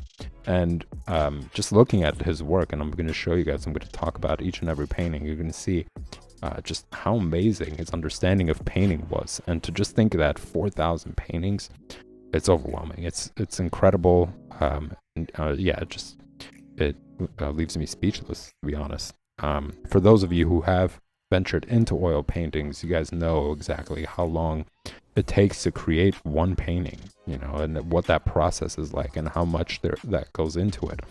Understanding color mixing, that's one of the most important steps, I think, when it comes to oil painting, and how difficult that can be, and how less forgiving it is in comparison to digital art. You're always Control Z away from correcting your mistake, and which takes like a split second. Whereas when it comes to painting, oil painting, that's a lot harder to do. You would have to just completely smudge it out and start again with another layer on top of another layer. It's very much a layering process as well. There's a lot of drying time that needs to go into it before you add another layer, because you're working with oil. So yeah, there's a lot that goes into it, and you guys will see just through all these paintings how much detail and how much like different colors that he used to create these amazing works. So many of his works appear overly sweet in the opinions of modern critics, especially the Saturday Evening Post covers, which tend towards idealistic or sentimentalized portrayals of American life. This has led often to deprecatory adjective Rockwell-esque. Consequently, Rockwell is not considered a quote-unquote serious painter by some contemporary artists. who regarded his work as bourgeois and quiche. Writer Vladimir Nabokov stated that Rockwell's brilliant technique was put to banal use, and wrote in his novel Penin that Dali is really Norman Rockwell's twin brother kidnapped by gypsies in babyhood. And of course, he's joking. He's called an illustrator instead of an artist by some critics, a designation he did not mind, as that was what he called himself. In his later years, however, Rockwell began receiving more attention as a painter when he chose more serious subjects, such as a series on racism for Look magazine. One example of this more serious work is The Problem We All Live With, which deals with the issue of school racial integration. Now remember, this is like 1950s, right? And they're talking about all this ridiculous skin color stuff, like, oh, if you're this skin color, then you should be here. Absolutely absurd. Incredibly ignorant. And the fact that we're still dealing with this today is just, it's appalling. I still can't believe it. And I think a lot of it just has to do with the fact that there are older people who are just brainwashing kids. It's not like 12 or 13-year-olds are starting to think this, that they ask their parents these questions, and their parents were, brainwashed by a generation that had to deal with a lot of that as well. That was like a racist topic as well. And, the further back time we go, the less and less tolerant people were of race. So it's just basically brainwashing through generations. It's people just being conditioned to think that way because that's what they were raised in, the kind of environment they were raised in. And because they were shackled to their families and they were shackled to, the ignorance of their family members, they just perpetuated that. So, it's unfortunate that kids nowadays still have these ignorant beliefs, but a lot of it just has to do with education. It has to do with terrible parenting, So I think if we had better education systems, if we have teachers who are paid well, who are very knowledgeable in a progressive direction, that could tackle all these issues. For instance, if there's a kid who's expressing some sort of racist point of views or whatever, they can actually be assigned to talk with a counselor. That's something that, even though it does single them out, it's beneficial for them in the long run. It's rather single you out and have you get some proper education and some counseling, or something that might change your perspective and make you a little bit wiser, as opposed to singling them out and being like, oh, that's a racist, he's terrible, he's a terrible kid.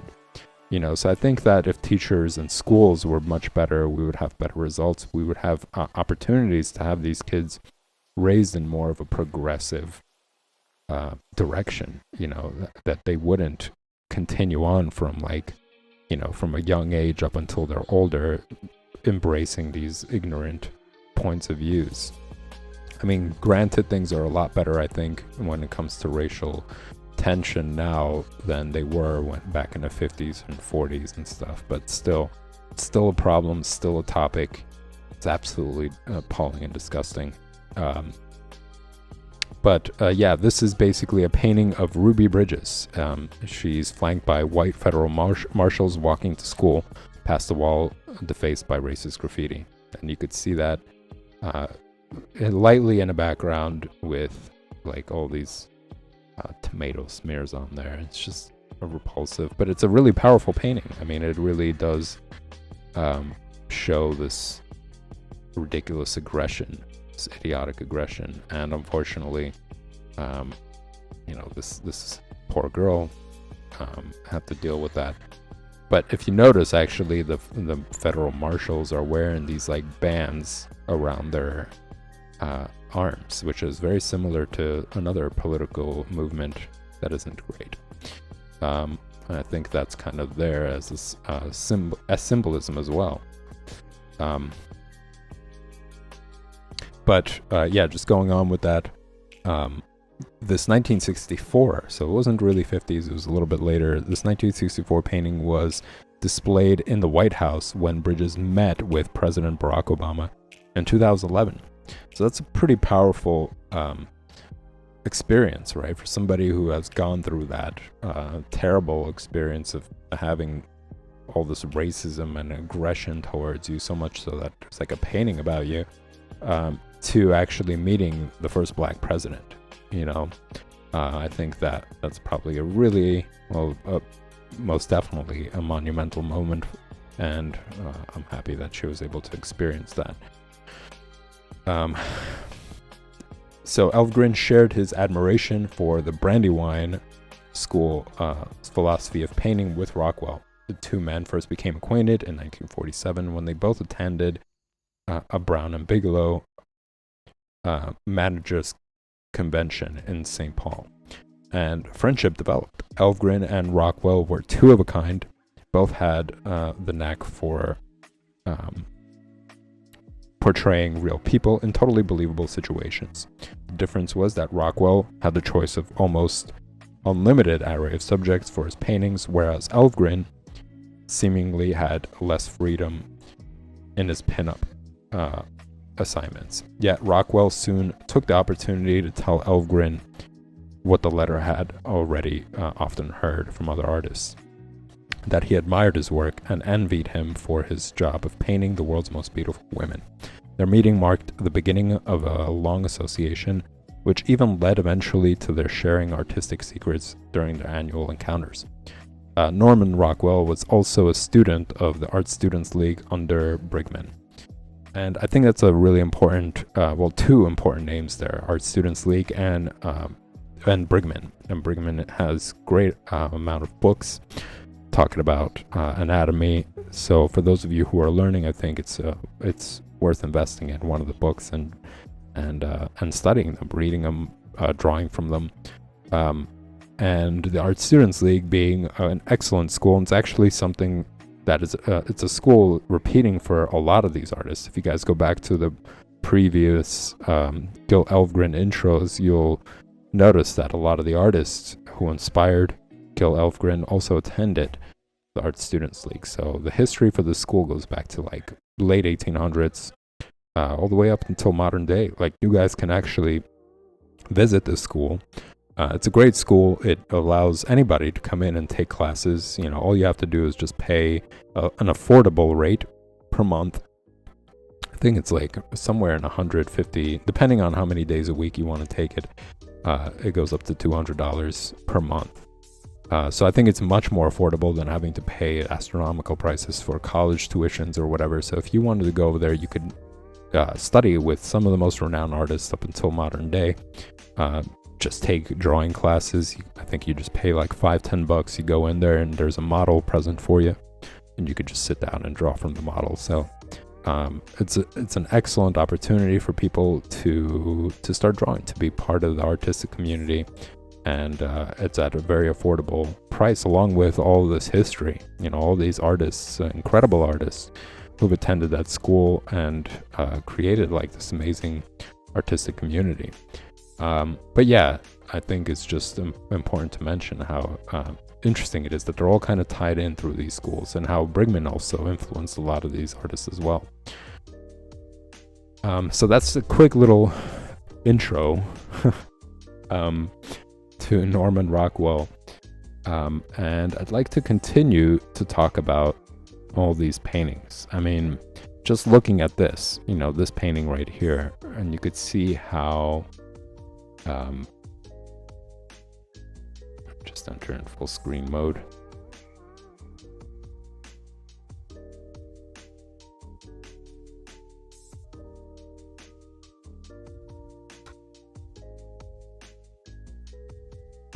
Yeah, you could see how much a color mixture went into this. Like, just looking at the background and looking at all the yellows, whites, and blues that he used in order to create this really realistic texture.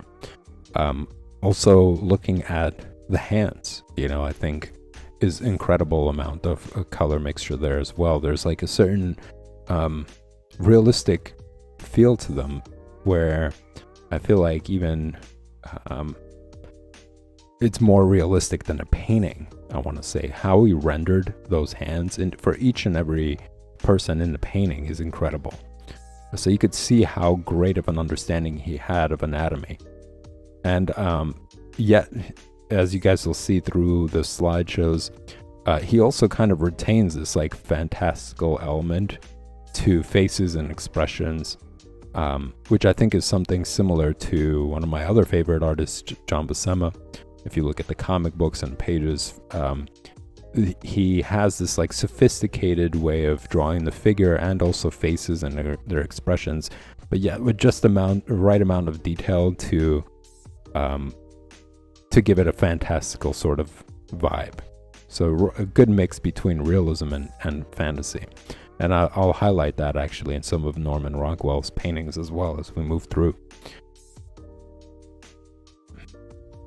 So this is the other painting that was mentioned earlier, what he was known for, which is Saying Grace, and it just highlights how fortunate a lot of people are, living in the States to have this opportunity to like sit in a comfortable, safe space with, with warmth, well clothed, with abundance of food, and you could see like just this gentleman at the bottom left holding a cigar, just kind of showing this leisurely sort of lifestyle, that you could just sit there, smoke a cigar and drink some coffee and read a newspaper, and that's unfortunately not the case for a lot of people even today, just looking around the world and what's going on, how people are treating each other and what kind of stuff is going on politically and economically. It's horrendous. It's absolutely repulsive. It's barbaric, and I'm just appalled at the fact that, it's 2022 and people are still acting so basic, but yeah, this just kind of highlights how fortunate we are, and it's just showing by the humility and everybody in the painting focusing towards this older woman who's sitting at the table and appreciating that, and I think just from his understanding of composition, how well he's able to do it. Taking a look at like the gentleman at the bottom right, you don't really see much of him, right? You could only see like some parts of his face and some parts of his hands, but you could tell that his focus is directed towards the woman as well as the teenagers sitting at the table. The gentleman at the top left is also kind of like in this humble state, looking at the woman and just realizing like it is a really important moment. So you could see how Norman Rockwell really had this great way of telling story in just one. It's just one panel. If you want to talk about it in comic book form, it's just one panel, and yet there's so much going on there.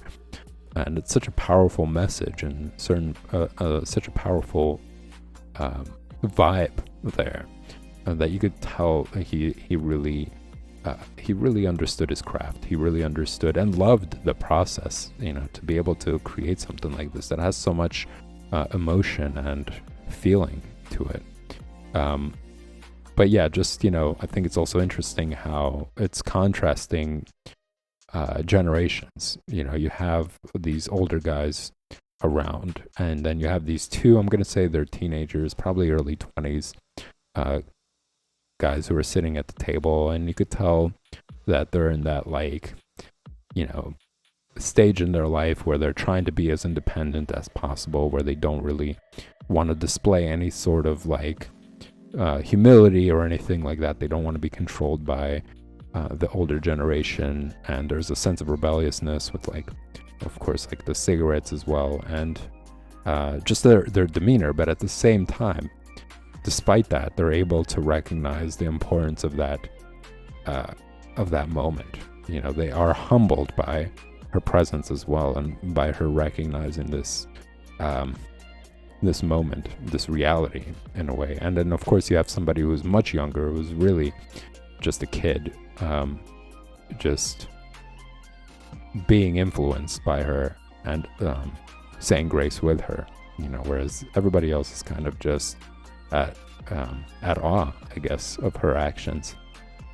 So I think it's very, very well done. I really enjoy that. And I also, what I really like about Norman Rockwell is his ability to pick the right tones, not just colors, it's just also the tone as well. You could see that from like the coat hanger and the clothes that are on there to pretty much all the clothes that are worn by the people in the painting, that it's still kind of in the same hue, right? It's still similar. Like, despite them being different, the pants of one of the teenagers or young adults is definitely brighter than the jacket, but the tone is so much closer, than something completely contrasting, that it works. So despite there being many different colors, like even the red in the condiments on the table, and the red of the bag, and there's like little hints of red all around, from the chairs that they're sitting on to the red on the hat, and the hat on the floor as well. Like, all those things, all these colors, they still work together with everything else. They're in the right tone. So he understood how to mix everything and not make anything really pop out, but at the same time,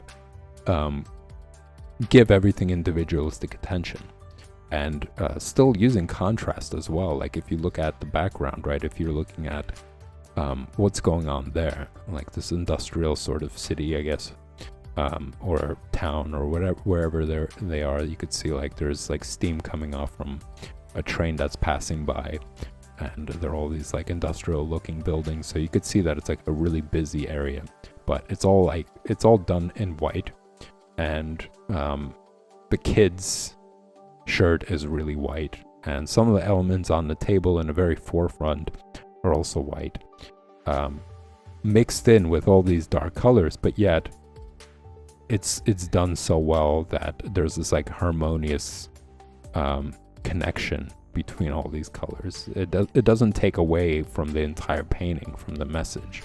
Your focal point is where everybody's looking at, rather than how it's painted as much. Like all the colors, all the variation of tones don't take the limelight in any way. So he had a really amazing understanding, and his paintings are very busy. A lot of these paintings you'll see going forward, they have a lot going on as well. So these are the 4 truths, and I'm going to take some time to talk about each one. Also, just something what he was really recognized for going forward. And you guys will see what was considered to be Normal-esque by some of these critics, and I want to say that part of them, it was a good thing, probably pushed Norman Rockwell to actually take on more important subjects, considering that he was such an amazing artist. As you could see, his painting had such powerful feeling and invoked intrigue that painting more meaningful work would have like a bigger impact on the audience and make people really think about stuff, rather than just appealing to this like heartwarming moments, which I do find to be important still, looking at his work, and I'm very happy to see that stuff. Granted, it might be a little bit more geared towards white privilege of its time, especially, but despite that, not thinking about skin color, but just the implications of it, I think it's something that a lot of people can relate to, like moments of Christmas when you are gathered with your family and you guys are connecting with one another, and you're showing appreciation for each other and creating memorable moments. Like, I think that's something that applies to anybody regardless of their skin color. So taking a look at that work and having that be a reminder is, I think, a positive note. But anyways, going back to these 4 truths, the first one, I believe, from what I'm looking at, it has to do with the idea of freedom of speech. And what it looks like is this guy is part of the jury, and he's standing up and he's voicing his opinion. And that's something that obviously, if we take a look at even now, to this day, absurd. There are countries out there that don't allow this. There are people in Iran, number one. Number two, we got Russia. What they're doing all over, it's crazy. It's absolutely insane. So there's just a lot of countries that don't give you that opportunity. I think that's something that we take for granted and we don't recognize, or some people don't recognize how amazing that is, that we have this freedom to be able to just speak our minds, say whatever we'd like, and not have to face execution. But just talking about it technically, I really enjoy the amount of detail that is put into, of course, the hands, all the hands that you see in that painting specifically. Once again, it has this element to it that's even more realistic than photographs. It really pops out, and you could just see the grit and texture on those hands. And I think that's incredible. I love the color mixture for the faces as well, like the guy that's on the bottom right and the guy on the bottom left as well. Like they're both the amount of mixing of color and paint and all the little wrinkles and fine little details, but it doesn't seem overworked. That's the amazing part as well, is that the way he paints them all, there's this very natural feel for it, especially looking at the jacket as well, at the guy in a focus in the middle, looking at the jacket, you could really tell what sort of material it is, and it has this worn quality to it as well, as his face expression. I think again it just highlights how he's a very well-rounded illustrator. He doesn't only just focus on realism and how amazing he could render something. He doesn't just focus on colors. It's all of those things, including having emotion in their paintings. So he breathes life into the painting in so many different ways, and you could tell that it's such a monumental moment, not just from the fact that there are people who are looking up at him as he's making a speech. It's also within his face, that you could tell there's this genuine depth in what he's saying. And I think that's incredible. I think that's beautiful art right there. That's the kind of art that I love looking at, one that really invokes all these emotions and ideas into your head. So moving on, next one, we got what I think is your ability to practice your religion. And I think this is something that's been violated recently with fanatics and people who are just, I don't know, they just want to be part of the process, so they're just creating as many problems as possible. Prior, church and state was separated, so whatever you chose to practice was your freedom. If you wanted to be Muslim, if you wanted to be Jewish, if you wanted to be Buddhist or Christian or whatever it is, there was no need to impose anything. And I feel like that's one of our liberties here in the States, is to be able to practice any religion as long as it's not imposing itself on others, and right now it's the complete opposite. We got people who are extremists and fanatics imposing their way on pretty much everybody, while contradicting themselves and talking about freedom of choice when it's convenient, so we got domestic terrorists, basically people who hate accountability and enforce it on others. They have absolutely no point, whatever points they're making, they're contradicting themselves, which is in lines of terrorism. This is how you terrorize people. This is how you terrorize nations. But anyways, yeah, one of the things that we should be demanding is our freedom to exercise whatever religion we feel connects with us, as long as it doesn't impose itself on others.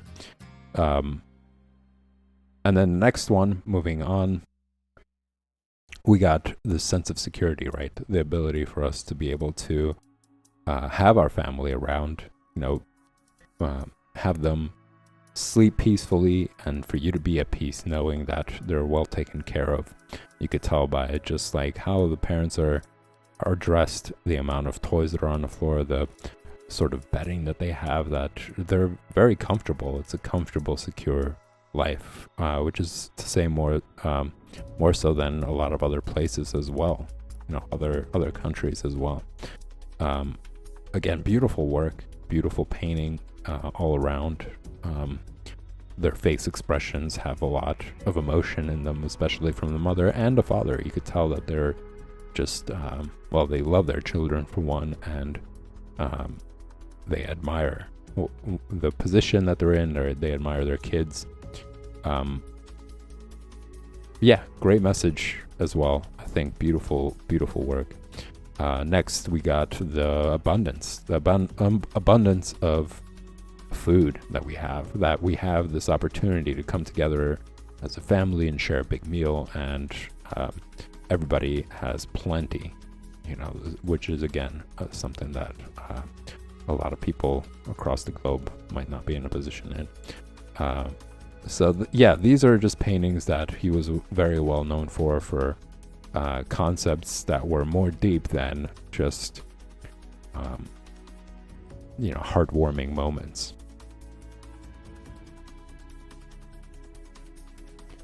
Which is what this would be considered. This is something that I think is also pretty iconic of him. I remember seeing a lot of this stuff when I was growing up as well.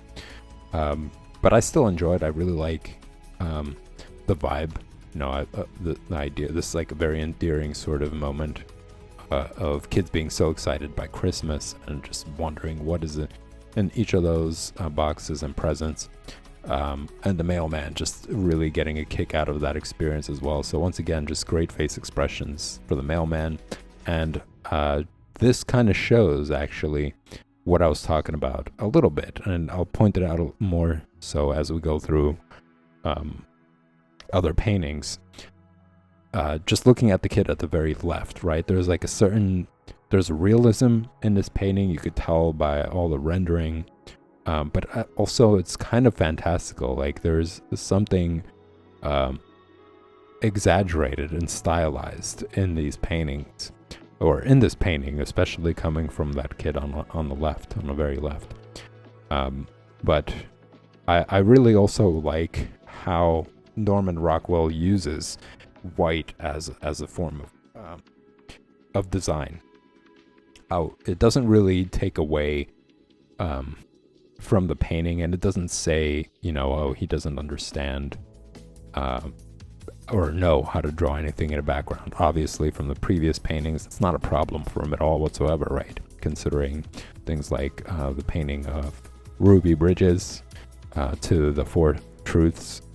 You guys saw plenty of backgrounds there, so it's not so much of an issue for him, but it sometimes comes in useful depending on the sort of focus that he wants to put in, or just aesthetically it's more pleasing. And I think this kind of plays into this idea of like winter and snow and Christmas being around the corner. Also take note of a dog. That's something that is common in his paintings as well. It kind of adds to this what was considered to be Normwell-esque element, these very perfect life sort of scenarios, the American dream, right, of a white picket fence and two kids and a dog or something, that sort of vibe.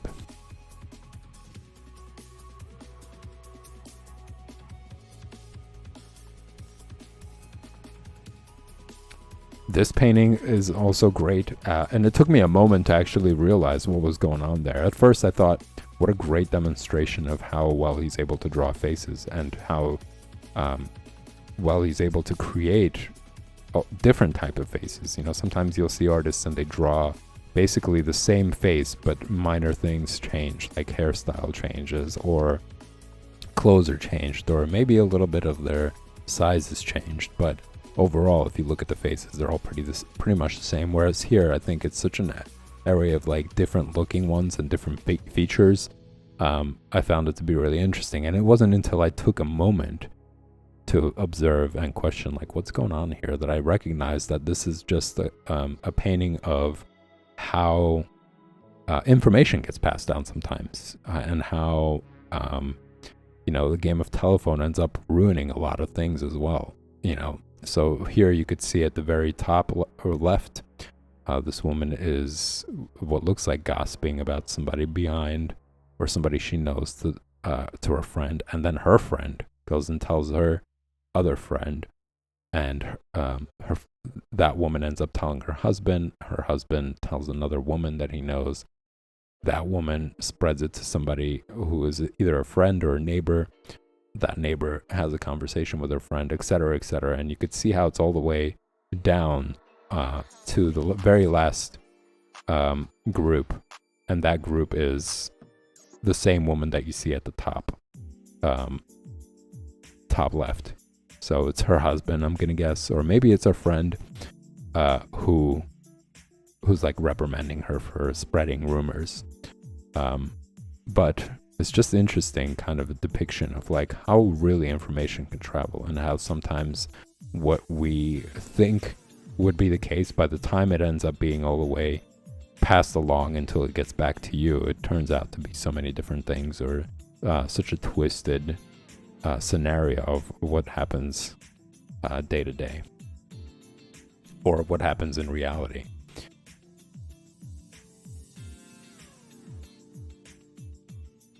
Here, I think this is a great painting as well. Again, I think it's an interesting message, presence of a dog, hint there again. But I think it highlights something that's important, something that happens in modern day as well, where I think people get married and they have different points of views on politics, and I think at that time it wasn't as important. It was more about just continue on a certain tradition, or like they're introduced to somebody, or they marry really young, and by the time they're in the workforce, a certain workforce has a certain vibe and an element there. You're working for people who are well established, who are paying your bills, and I think in a lot of cases with these like capitalist systems, you got people who have very strong points of views, and the way some of these employees work is they tend to appease the person they're working for by conforming their ideas to the person they're working with, rather than forming their own ideas and their own points of views, and that sometimes ends up ingraining itself into the person's behavior. And I think sometimes people don't want to rock the boat, and they'll agree or eventually condition themselves to think and act like them to fit in and continue to work there. And this is a big problem, because it creates, it really does create this sort of like toxic environment, at home or in your personal life, or even for yourself. You might end up really conforming and forgetting about yourself or your own points of views, and just becoming a replica of the person at work, and they might not necessarily be the best person or a good person to begin with. So the fact that you're there every day, 7 days or 7 hours, or 8 hours rather, or even more, depending on the job, you end up really being that more so throughout the day than you are being yourself. So you end up coming home, and this kind of depicts that, this scenario. Somebody, two people having opposing views, two people married, and I would imagine one is more conservative, the other one is more democratic, and they're just kind of sitting there and arguing. And sometimes the person arguing for it, what their beliefs are, isn't because they actually believe in it, it's because they've conditioned themselves to, and if they are spoken out of it, it's going to create problems for them fitting in and being at work, and not getting along with the people there who have completely opposing views. And you could see that they're just bickering there, and the kid is really frustrated by it, all of that. So I think it creates a lot of problems. I think having people conform to these things, not being at the freedom of being who they are in work environments is a huge problem as well. Now, I think that at some point, of course, there's a need for connection. There's a need for people to get along, but I don't think that it should be at the expense of your political points of views. I think that's something that needs to be completely removed from work environments. But anyways, young couple, and they haven't really had a chance to venture out and be who they imagine themselves to be. It's a lot of conditioning. It's conditioning from being in college, graduating, and then jumping into workforce, getting married. There isn't any period for them to develop their own points of views, and it's all just kind of enforced on them. So they're in college and they're part of like fraternities or whatever that's shaping them and conditioning them to think and accept certain standards and ways, and then from there they're thrown into either marriage or workforce where it just perpetuates. That same conditioning perpetuates on there. So it doesn't leave much room for people to start really establishing their own personality, their own ways of thinking. But anyways, I think it's a great painting. I think that's one of the things about it, is that it kind of makes you think about all these things. Having people share political beliefs is really important in order for there to be like some sort of stability and a connection there, as opposed to what you're seeing here, parents completely at opposite ends. And I think it's important because political views are very much different than like, okay, I don't like the same music that you do. That's not a big deal. Whereas political views, I think, have a lot to do with like morality and shaping culture and shaping how people interact with each other. So if you got a husband who's incredibly racist while you're not really sharing that point of view, that's a big deal. That's not something that I feel like people can just like water under the bridge, forget about it, not a big deal. It has a rippling effect in other scenarios as well. But I think at that time it wasn't the focus. The important thing was getting married, having kids, and that's pretty much it. Having a job that you work in, having kids. But I think in the long run, people end up being unhappy because of these disconnects, because of the fact that they don't share these points of views, and having to like sacrifice your principles and values, as opposed to meeting somebody who has the same as yours. Anyways, I'm not going to go too much about it. Going to move on to the next one. And this is another example of like that Hallmark sort of moment, but I think it's very well done. It's beautiful work still. There's something that I really love about the window panes. Just a different amount of color mixture there, like the greens and yellows and reds. I think brings that texture, really brings them out more. And I think they kind of make the painting, I guess in contrast to all the red that's there. I think it goes well with like the Christmas hanging, that Christmas ornament that's hanging on the window.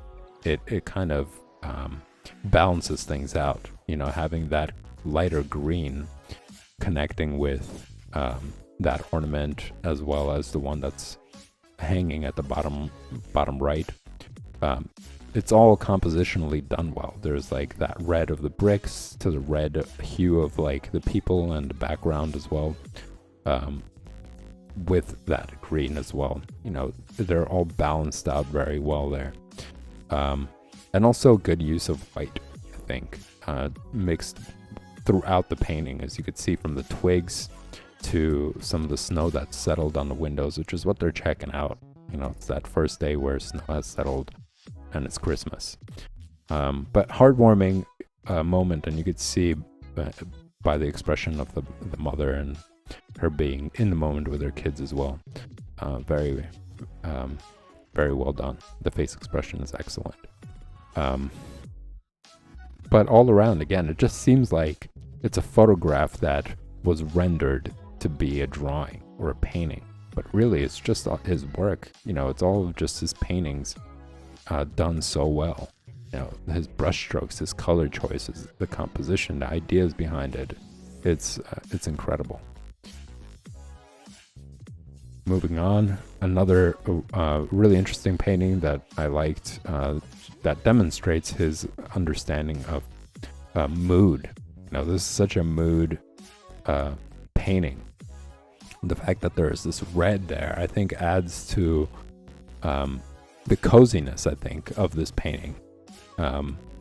It looks like a hotel. It looks like this guy has some business to take care of. He's staying in this hotel, which is a small room. You could tell by just how he's laying in bed playing solitaire. There isn't really much room for him to sit and actually do it, but he has a suitcase there, and he's just smoking a cigarette and playing cards.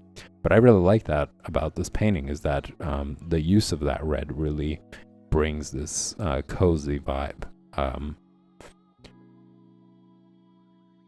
Also, the light and how he uses that color at the top, giving everything else kind of like this luminous sort of element, is also very well done.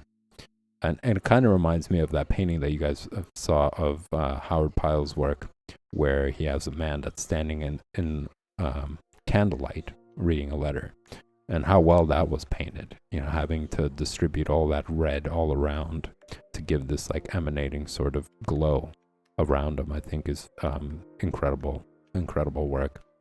Same thing here, and how that illuminates his face, just certain features and how he created the folds, yet still maintaining that red tone throughout, is incredibly skilled. But overall, I really dig the atmosphere, the vibe, and how it feels like it's a very warm, cozy environment. I think he executed that very well. Another, and this is something that I do remember actually as a kid as well, seeing this at diners or seeing it in all sorts of places. His work, I just remember seeing it at a lot of different places. But just this scene of a kid admiring something that he wants to be, probably as he grows up. The way that he's looking at the cop, it's with admiration. It's like, oh, this hero here that's sitting by me. Unfortunately, that isn't really the case in a lot of instances modern day. But it is an endearing moment, and I guess when things were still kind of new or developing towards the better at the time, it does capture a nice sentiment. And of course, I'm not going to say all cops across are the same, so it could be that, of course, this guy is an upstanding cop and he's really good at his work.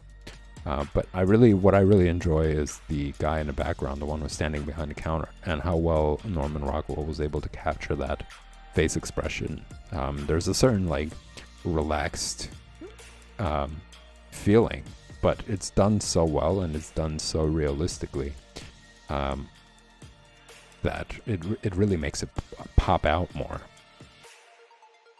And also just paying attention to how many different colors that he used. Like if you look at his forehead, there's like multitude of colors there. There's white, there's yellow, there's some blue, red, and orange. And I'm sure, if I was to see it up close, it'll be more as well. But just how textured his paintings are is really incredible. I absolutely love that about his work. Compositionally, again, it's really good. I like that nobody really has center focus here. Like the cop himself, despite having like the brightest face out of the three, doesn't really take up the full focus. As I mentioned, the guy in the background has a really cool face expression, also very well rendered. The kid has a very endearing look on his face. But yeah, everything compositionally works so well. If you look at the chairs, for example, the ones at they're sitting on, they're bright green, whereas the ones on the side, they kind of are faded a little bit. It's not as bright green. In fact, some parts of it, all the way towards the edges, are diminished. And I think that's purposely done compositionally to just kind of bring in the center focus towards what's going on. Great use of whites as well all around, but it's not just plain white. There's still some elements there to suggest texture, which I think is really cool. And if you look at like the frames within within the table, they're also kind of faded on the sides as well. So again, just like honing in the focus towards the middle, I think is great. Great compositional work. Next, we got this painting right here. I absolutely love this one. So many different face expressions, so many different colors used as well, but all, once again, despite having so many different colors and variations in tone, it all works harmoniously. And if you notice, there isn't anybody in a very center, that everybody's kind of together in on this, but there isn't any center focus. And of course the message here is, no matter where you come from, what you look like, do unto others as you would have them do unto you. So it's this like golden rule, and I think it's important. I think nobody really wants to be treated poorly. Nobody wants to be dismissed, exploited, used, or whatever it is. And that's the best way to interact. That's the best way to build, I think, culture. The best way to build community is to follow that, and just stay away from people who don't like to do it. Nobody wants to subject themselves to poor treatment. But it's a great message, and I really like how he used pretty much all religions combined to say it. I don't see, personally, I don't see any religion that would say, treat other people worse, but expect them to treat you amazing. Like, what religion would really support that or incites that? I don't think any. So whenever people call themselves religious, and then they go and do something terrible, like they become incredibly racist, or they support gun violence, or they're psychologically abusing and using people and all this other stuff, and then they say, oh, I'm Christian, or I am this, that, and the other, or this religion. It's like, no, you're not. You're just completely bullshitting, because if you were, you wouldn't actually be doing any of these things. The things that your religion talks about is like being a good person, treating people well. No religion says treat everybody awful except yourself.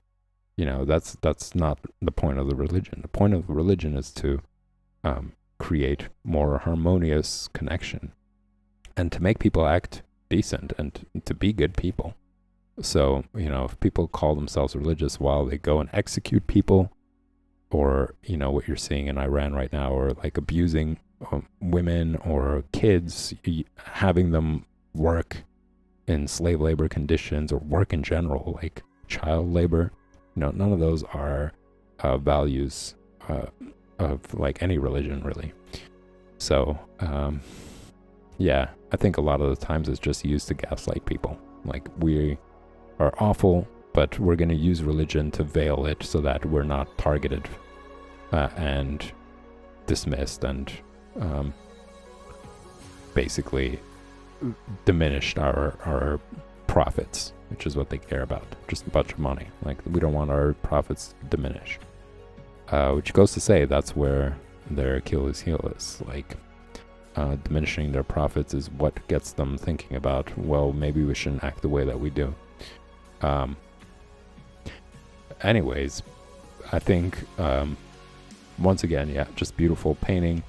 How he renders every single person, the amount of texture that's on the woman who's holding up the baby, well, both women really, is absolutely incredible.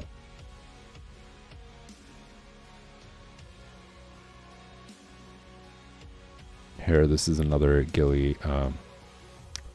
Willie Gillis. I keep wanting to say Gilligan's Island, but it's Willie Gillis. That's just the series, the name of the series. And before I used to think that this was a picture, but I think that's what the purpose of it is. It's supposed to look like a photograph, a painting of a photograph.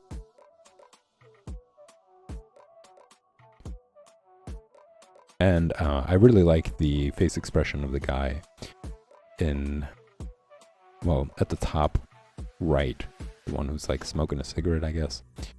And there's like so much detail there, and there's so much character in that face, and as well as the guy in the middle.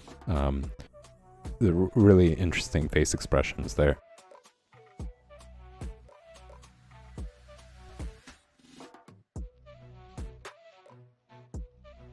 I'm guessing this is just a continuation or another painting of the Four Truths, the moment where somebody steps up to say what they feel and how they feel about things. The freedom of speech. Just another way of painting it. And I really like it because it also has like a bit of it's slightly different because it does have a bit of like a painterly quality to it. Like it's still realistic, but certain elements like the coat, or some parts of the hand, or even the guy at the bottom right, or left rather, that there you could see like this painterly effect to it.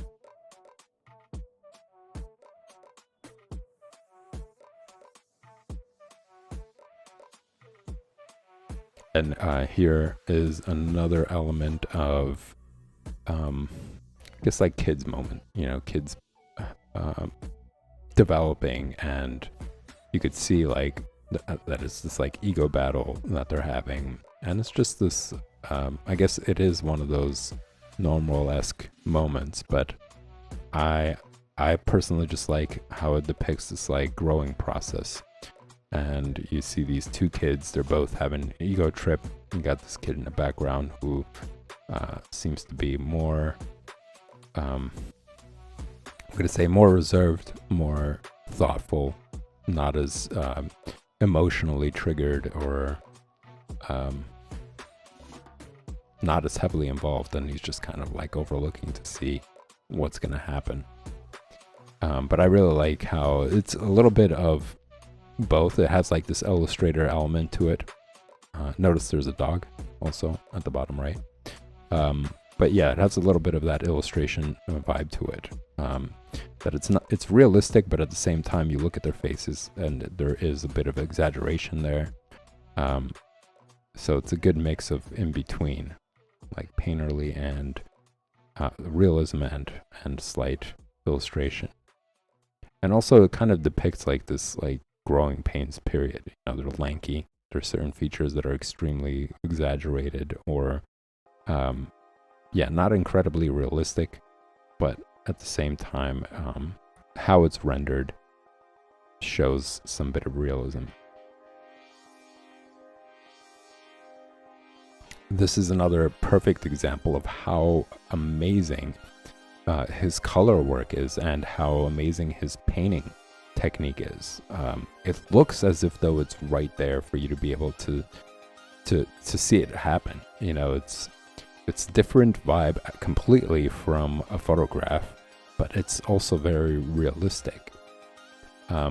Especially how well he did the chair. There's so much detail there. There's so much stuff going on, like how it's setting in, right where he's sitting. It's like sinking in towards the middle, and he was able to capture that. The ruffling around the chair itself, I think it was really well done.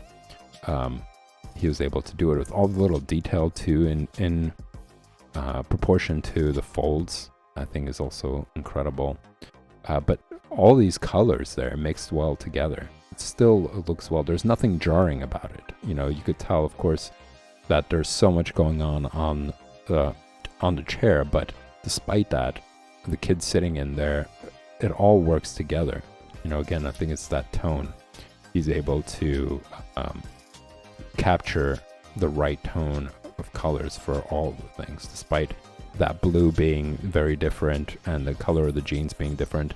There's still tone-wise, they're still pretty close. Like the green and the blue are pretty close in tone. And I'm going to say even the yellow, it's not incredibly bright yellow. It kind of works with that, like the yellow that you see on the sock, it kind of works with that pink that's on the chair a little bit. It's close in tone there. It's not super bright. It's not incredibly dull. It's right in between.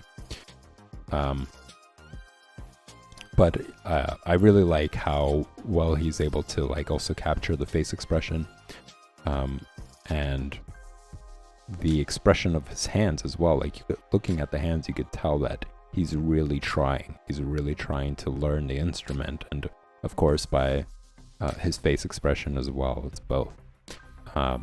The rendition of the hair, just looking at that, it's incredible. You know, it doesn't look like it's painted, and it doesn't look hyper realistic. But yet, it's just right in the middle. It's hard to describe, and I guess that's what makes Norman Rockwell so recognizable and such an incredible artist. Is he's able to balance out and play those two realities and merge them into these incredible paintings. I absolutely love how he rendered the jeans.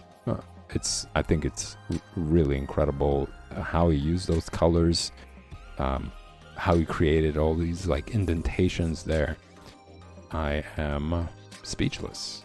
Looking at his work leaves me speechless. Sometimes I just run out of words to describe how incredible his work is, and I hope you guys are enjoying it just as much as I am. I'm having a blast with this, but I think it is slowly creeping up to an hour and a half, so I'm gonna do one more, which is this painting right here, and this is a perfect example of what I was talking about before, how he mixes this like realism and illustration together. Like they're super lanky. Look at their legs, they're incredibly tall, but the amount of detail that goes into it, and especially the guy in the very background, like looking at the leg and seeing all those like weird bony kind of lines, I really enjoy that. I think that's very characteristical. But it shows this like growing pain sort of element, right? And moments of egos flaring. These kids are trying to assert themselves and speak their truths and demand that everybody else hears what their point of view is. Literally pointing at what their view is. And I also really like the composition. So along with like the guy's leg and the many different lines that you see on there, which is really cool, I really like the basketball, like how it's rendered. It looks so real, very realistic. Again, it's just like more real than photograph real. Like just so many different colors there mixed in. And those thin lines going where the indentations are really pops out the ball. Really gives it even more depth and dimension. To like just looking at the legs, and you could see like there's certain bruises on there. So there's like that yellow-blue bruise that's on the leg on the left. Just looking at that and how many different colors are present there. Looking at the arm and seeing how many different colors are in there. It's so cool. Absolutely love it. Exaggerated face expressions too, to just denote how much emotion is there in each one of them. I absolutely love it. And I kind of think how funny it is. It really does depict like these growing pains where you see like super long legs, tiny torsos, lanky, just lanky in general. It's kind of funny, but very well done, of course. And that's pretty much where I'm going to end it, guys. I am gushing about Norman Rockwell. Unfortunately, it took up, well, I don't know, depending on how you see it. I really enjoyed it. It took up most of the stream. There are a few more artists, and they're all very interesting and fun. I'm going to enjoy talking about all of them. I hope you guys are enjoying it as much as well. Leave a comment, tell me how you feel about all these artists, how you feel about these paintings. Which one is your favorite so far? Which one really connects with you? Which one do you enjoy the most? Share your opinions and your thoughts. There's a lot more to come. There's several more artists. Each of them have their own style. Each of them have their own uniqueness. So stick around for that. Well, look out for that, rather. I'm not going to continue on. This is a pretty long stream. But there's more to come throughout the week. There's also going to be another special intro that's going to be not related to Gil Elfgren. It's going to be a concert that's coming up this week.